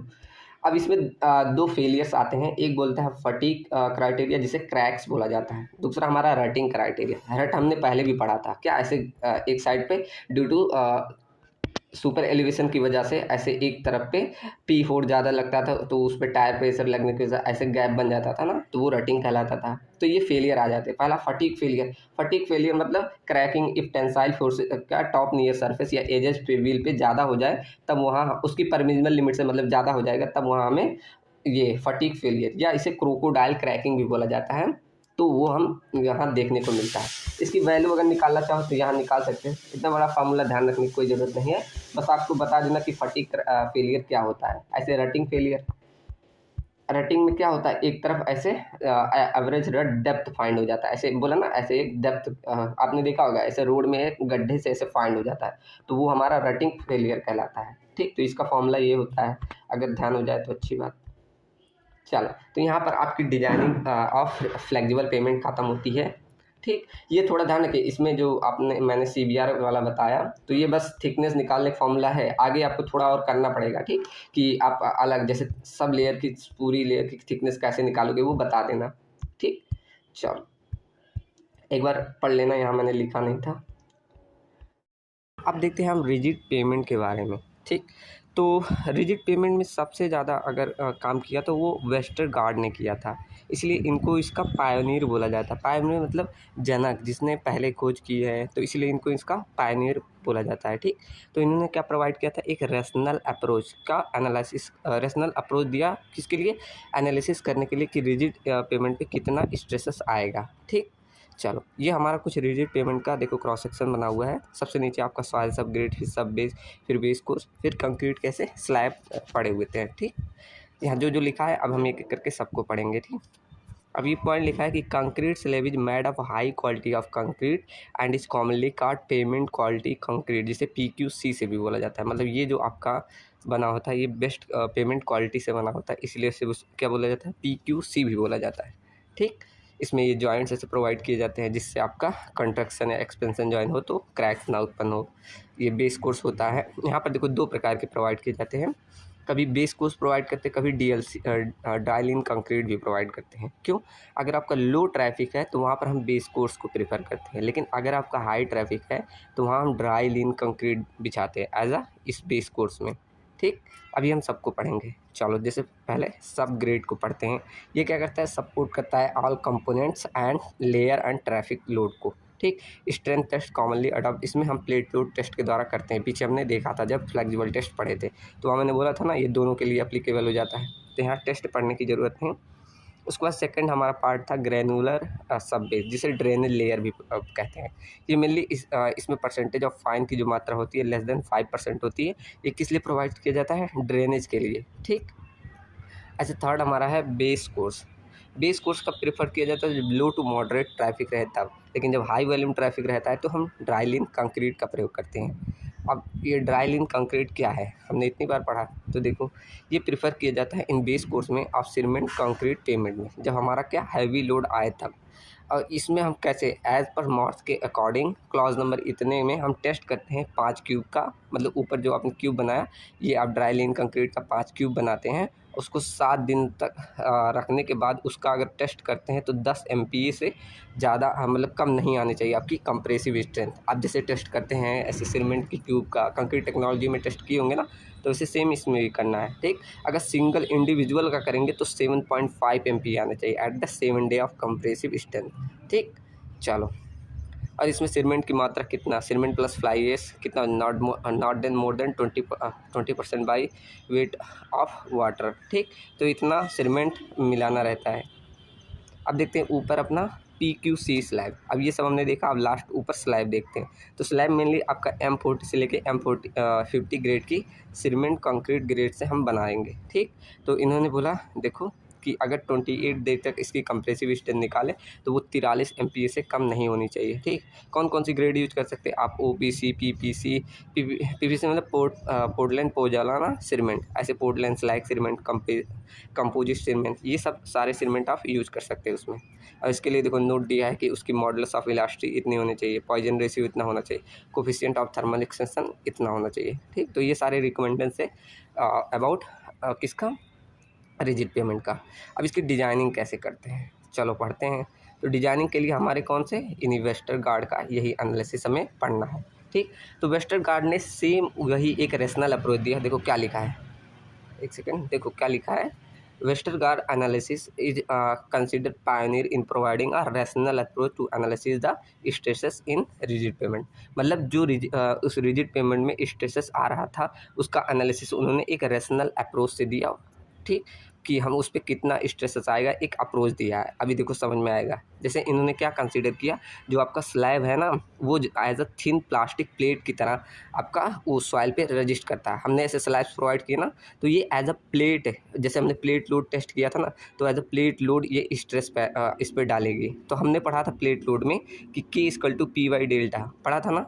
तो इन्होंने यही क्या किया, के बराबर पी वाई, यहाँ डेल्टा की वैल्यू इतने ले लेते थे। तो इन्होंने रिजिड पेमेंट के लिए क्या बोल दिया कि डेल्टा की वैल्यू इतना लेना है। कितना, delta equal to 1.18 times of P into A divided by E S. ठीक, अब सिंपल यही ई एस की वैल्यू यहाँ पर रख लेंगे और मॉडुलस ऑफ रिजिडिटी की वैल्यू मतलब के की वैल्यू निकाल लेंगे। समझ में आया कि नहीं। जैसे हमने प्लेट लोड टेस्ट में के का मतलब फॉर्मूला पढ़ा था, K equal to P by delta, ये पढ़ा था ना। तो के की कोई वैल्यू कुछ ऐसे लिखते थे, मतलब डेल्टा हम मॉडुलस ऑफ इलास्टिक इसी पे नोट करते थे। तो हम उन्होंने क्या किया, बस डेल्टा की वैल्यू को ये डिफाइन कर दिया कि delta equal to 1.18 times of P into A divided by E S. ठीक, अब देखो यहाँ डेल्टा इक्वल टू डिफ्लेक्शन होता है, पी यहाँ स्मॉल पी मतलब टायर प्रेशर कितना आ रहा है, ई हमारा modulus of elasticity of soil subgrade कहाँ दिखा रहा है, ऐसे स्मॉल ए हमारा रेडियस दिखा रहा है, जिससे आप एरिया निकाल लेंगे। अब सिंपल यही जो आपको इक्वेशन मिली डेल्टा की, यही पहले इक्वेशन में जब रख दोगे डेल्टा के स्थान पे, यहाँ हमारा क्या था, K equal to P by delta था ना। तो डेल्टा के स्थान पे बस यही वैल्यू देखो रख दी गई 1.18 टाइम। तो यहाँ से पी कट जाएगा, कट गया ना। तो ए को इधर भेज दिया, के इंटू ए बराबर बचेगा E S divide by 1.8 time. अब यहाँ ई एस भी कांस्टेंट है, 1.18 भी कांस्टेंट है, तो हम क्या के ए बराबर कांस्टेंट लिख सकते हैं।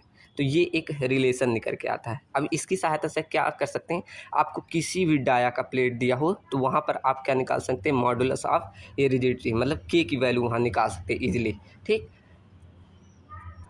जैसे हमें क्या निकालना होता है, यही के ना कितना उस पर मॉडुलस ऑफ सबग्रेड रिएक्शन आ रहा है, यही हमें निकालना है। तो अब आपको ये मिल गया के इक्वल टू कांस्टेंट है अगर, तो अगर आपको मतलब 7, जैसे यहाँ देखो अब जैसे लोड लगाते हैं तो डिफरेंट डायमीटर कैसे प्लेट होते हैं ना। तो अगर आपका 75 सेंटीमीटर डाया का मालूम है, जैसे K 75 modulus of rigidity of 75 centimetre dia का मालूम है, तो इक्वल टू कांस्टेंट मतलब क्या, दोनों बराबर है। तो मतलब यहाँ के 45 का अगर निकालना है तो बस इक्वल करके ऐसे निकाल सकते हो। इसका डायग रख के यहाँ इसकी वैल्यू मिल, जैसे देखो एग्जांपल यहाँ दिया है, क्या लिया है, एग्जांपल लिया हमने plate load test 45 centimetre dia का, मतलब 45 सेंटीमीटर का इतना दिया है, तो हमें 75 सेंटीमीटर का बताओ। तो कैसे बता सकते हो, हमें मालूम है के इक्वल टू कांस्टेंट होता है ना।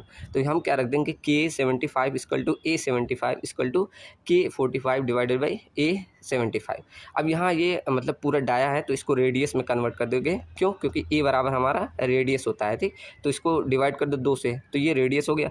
और के 75 की वैल्यू हमें ज्ञात करनी है, और के 45 का दिया था 20, और ए इसका मतलब डाया तो 45, यहाँ देखो ये 45 है, तो 45 को 2 से डिवाइड कर दोगे तो ये भी रेडियस में कन्वर्ट हो गया। अब मुझे ये ज्ञात करना है, ये वाली वैल्यू ज्ञात करनी है, इसको यहीं रोक दो, बाकी इधर भेज के सॉल्व कर लो। आ गया कितना, 75 मतलब डाया पे आपका मॉडुलस ऑफ सबग्रेड रिएक्शन आएगा। ठीक, तो इन्होंने ये रिलेशन दिया था।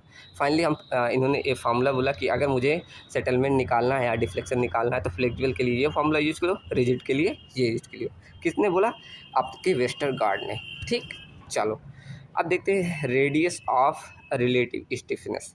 अब ये सब आपके एग्जाम में आता है। ठीक, तो ध्यान से देखिएगा। इन्होंने देखो क्या किया, जैसे इस फिगर से आपको इजीली क्लियर हो जाएगा। जब आपका स्लैब पे देखो लोड लगता है तो कुछ ऐसे रिएक्शन, कुछ ऐसे रेडियस तक रिएक्शन लगता है ना, तो इसको एक क्या कर लिया, एक ऐसे रेडियस में कन्वर्ट कर दिया, मतलब रेडियस मान के चले कि इतने रेडियस तक आपका ये रिएक्शन लगा रहा है, तो उसी को बोल दिया रेडियस ऑफ रिलेटिव स्टिफनेस। ठीक, देखो क्या लिखा है, a certain degree of resistance to slab action is offered by subgrade. ठीक, तो कुछ मतलब जब लोड लगाते हो तो इतना सबग्रेड रिएक्शन आपका रेजिस्टेंस करता है, अगर नहीं करेगा तो सेटल कर जाएगा। ठीक, तो यही tendency of the slab deflect the flexure stand which depend on the thickness करते, मतलब जो डिफ्लेक्ट करने की थिकनेस पे डिपेंड करती है। Its radius of the area of soil effective in the deformation of slab payment. तो यही जितना रेडियस यहाँ पर बनेगा डिफॉर्मेशन के अगेंस्ट, वही आपका क्या कहलाता है, रिलेटिव स्टिफनेस। ठीक, समझ में आया ना, सिंपल इस फिगर से और क्लियर हो रहा होगा। जैसे यहाँ लोड लग रहा है तो कुछ ऐसे यहाँ ऐसे ये हम सर्कुलर एरिया मान के चलते हैं कि इतना आपका सबग्रेड रिएक्शन दे रहा है, तो यही इसको बोला गया रिलेटिव स्टिफनेस। अब इसको ज्ञात करने का फॉर्मूला है L इक्वल टू ब्रैकेट में EH स्क्वायर इंटू 12 के ब्रैकेट में 1 माइनस मी स्क्वायर। अब यहाँ L क्या होता है, वही रिलेटिव स्टिफनेस, H क्या होता है, हाइट जो थिकनेस ऑफ स्लैब होती है, ऐसे E young modulus of elastic, mu आपकी पॉइजन रेशियो, के अभी के ऊपर हमने ज्ञात किया क्या, मॉडुलस ऑफ सबग्रेड रिएक्शन। ठीक, तो इस तरह आप क्या निकालेंगे, relative radius of relative stiffness. ऐसे आपका अगला आता है equivalent radius of resisting section. ठीक, इसमें क्या होता है, देखो इस फिगर से आपको क्लियर हो जाएगा कि आप जब किसी ऐसे सर्टेन किसी पॉइंट पे स्लैब पे आप लोड लगा रहे हैं तो कुछ ऐसे रेडियस तक ये इन्फ्लुएंस करेगा। ठीक, करेगा ना, जैसे आपने यहाँ लोड लगाया तो ऐसे कुछ पॉइंट तक तो ज़रूर ये आप प्रभाव डालेगा, तो इसको ऐसे सर्कुलर मान लिया, तो यही जितने रेडियस तक प्रभाव डालता है यही कहलाता है आपका क्या, equivalent radius of resisting section. ठीक, थ्योरी पढ़ लीजिएगा। तो देखो इसको कैलकुलेट करने, यहाँ बी बराबर यही रेडियस बोला गया। ठीक, तो बी टर्म से हम डिनोट कर रहे हैं, तो इसको ज्ञात करने के फॉर्मूला होता है A/H की वैल्यू अगर लेस देन 1.27524 है तो यहाँ रेडियस ऐसे निकालेंगे, अगर इसकी वैल्यू ज़्यादा है तो B इक्वल टू हम A मान लेते हैं। अब A क्या होता है यहाँ पर, A हमारा वही होता है रेडियस ऑफ कॉन्टैक्ट एरिया, कितना कॉन्टैक्ट लग रहा है उस पर, और B हमारा इक्विवेलेंट रेडियस हो जाता है, H आपका थिकनेस ऑफ स्लैब। ठीक, सिंपल है, समझ में आया ना। तो ये आपकी पूरी डिजाइनिंग हो जाती है किसकी, रिजिड पेमेंट की। अब कौन कौन से जॉइंट प्रोवाइड करते हैं ये भी जान देते हैं। जैसे जब रिजिड पेमेंट बनाते हैं तो ऐसे आपने जॉइंट देखे होंगे, एक ऐसे सीधे जॉइंट देखे होंगे, तो ऐसे एक्सपेंशन जॉइंट, कंस्ट्रक्शन जॉइंट और कंस्ट्रक्शन जॉइंट, लॉन्गिट्यूडनल जॉइंट, ऐसे सारे जॉइंट प्रोवाइड किए जाते हैं किसमें, रिजिड पेमेंट में। ठीक, चलो अब आप लोग का एक लास्ट टॉपिक बचता है, ये मैंने PDF में ऐड नहीं किया तो दोबारा PDF भेजूँगा, तो सब लोग डाउनलोड कर लेना। ठीक, अब ये लास्ट टॉपिक क्या है, PMS। PMS मतलब पेमेंट मैनेजमेंट सिस्टम, मतलब आप जब पेमेंट बना रहे हैं तो कैसे मैनेज करेंगे, कोई अगर उसमें डिफेक्ट आ रहा है तो उसको कैसे मैनेज करेंगे, ये सभी आपका कहलाता है पेमेंट मैनेजमेंट सिस्टम। ठीक, तो वही लिखा है, is a plan systematic approach use to monitor evaluate maintain the road pavement efficiency, ये सब आपका क्या आ जाता है पेमेंट मैनेजमेंट सिस्टम में। ठीक, आगे क्या लिखा है, it is decision making tool and help to engineering decide when how to repair road. ठीक, अगर क्रैक्स रोड आ रहे हैं तो कैसे आप रिपेयर करेंगे, इसमें मतलब सब चीज़ आ रही है, कैसे आप बनाएंगे, पूरा मैनेजमेंट आपका कहलाता है वही पेमेंट मैनेजमेंट सिस्टम। ठीक, अब क्या लिखा है आगे कि how manage assist in maintaining road, अगर आप किसी रोड को मेंटेन कर रहे हैं तो कैसे करेंगे, पहले वहाँ की कंडीशन देखेंगे, जैसे रेगुलर चेक करेंगे कि उसमें क्रैक्स या कोई पैथ होल्स बन रहे हैं या कोई रफनेस आ जा रही है, तो इन सभी को आप रेगुलरली चेक करते रहेंगे। उसके बाद जो भी प्रॉब्लम आए उसका डाटा कलेक्ट करेंगे, फिर आगे क्या करेंगे, प्रोवाइड करेंगे, मतलब प्रिडिक्ट करेंगे कि फ्यूचर में वो आगे और ज़्यादा प्रॉब्लम आ गया, अगर और प्रॉब्लम आएगा तो उस तुरंत उसको रिपेयर करेंगे, सजेस्ट करेंगे टाइमली मेंटेन करने से बिफोर फेलियर ना आए, उससे ज़्यादा फेलियर ना उससे पहले हम और उसको मेंटेन कर देंगे। ठीक, identifies which road need to urgent repair, और हम ऐसे रेगुलरली चेक कर देंगे कि कौन सा रोड कब हमें मतलब रिपेयर करना है। ठीक, तो ये आपका सिस्टम होता है, ऐसे मतलब फिक्स होता है कि 6 महीने बाद, 1 साल बाद ये रोड को आपको मेंटेन करना है, ये सब रोड पर फिक्स होता है। उसके बाद डिसीजन मेकिंग में क्या, help to engineer choose the best treatment, जैसे ओवरऑल ट्रीटमेंट करना है या रिपेयर करना है या रिकंस्ट्रक्शन करना है, ये आपका पूरा डिसीजन मेकिंग इसी के अंदर आ जाता है। ऐसे रिसोर्स मैनेजमेंट में मटेरियल, लेबर्स एंड फंड्स, ये सभी के किस में आते हैं, इसी पेमेंट मैनेजमेंट सिस्टम के अंतर्गत। इसे और मतलब लॉन्ग में लिखना, मैंने शॉर्ट में दिखाया, ये बहुत बड़ा चैप्टर हो जा रहा था। चलो ऐसे आपका कैसे करना है पूरा देखो सीरीज़ में दिया है, ये देख लेना, ऐसे डायग्राम में देखेंगे आपको मालूम चल जाएगा। ऐसे आपका एक आता था ट्रांसफर्स जॉइंट, ये आपके देखो रिजिड पेमेंट में भी होता है, उसमें कैसे करते हो, ऐसे सरिया लगा के अगर कोई ट्रांसफर जॉइंट आ जाता है तो कैसे रिपेयर करते हैं रोड में, ये मैंने इस फिगर में दिखा दिया है। ठीक, तो एक बार देख लेना ये फिगर, उसके थ्रू समझ जाओगे। अगर लेकिन ये रिजिड पेमेंट में रहता है तो दूसरी तरह उसमें ऐसे क्या करते हैं, सरिया प्रोवाइड करके तब प्रोवाइड करते हैं। ये मैंने बताया कि अगर कोई मतलब कोई प्रॉब्लम आ जाती है रोड में तो कैसे ट्रांसफर जॉइंट प्रोवाइड करके उसको रिपेयर किया जाता है। ठीक, चलो एक बार ये पढ़ लोगे यही स्टेप तो आपको क्लियर हो जाएगा। चलो, तो आपका यूनिट 4 यहाँ ख़त्म होता है और हम अभी शाम तक अपलोड कर देंगे क्या, यूनिट 5। ठीक, तो चलो मिलते हैं नेक्स्ट यूनिट नंबर 5 में। और ये PDF दोबारा डाउनलोड कर लेना है, इसमें थोड़ा सा यही छूट गया था। ठीक, चलो मिलते हैं नेक्स्ट वीडियो में। Thank you and thanks for watching.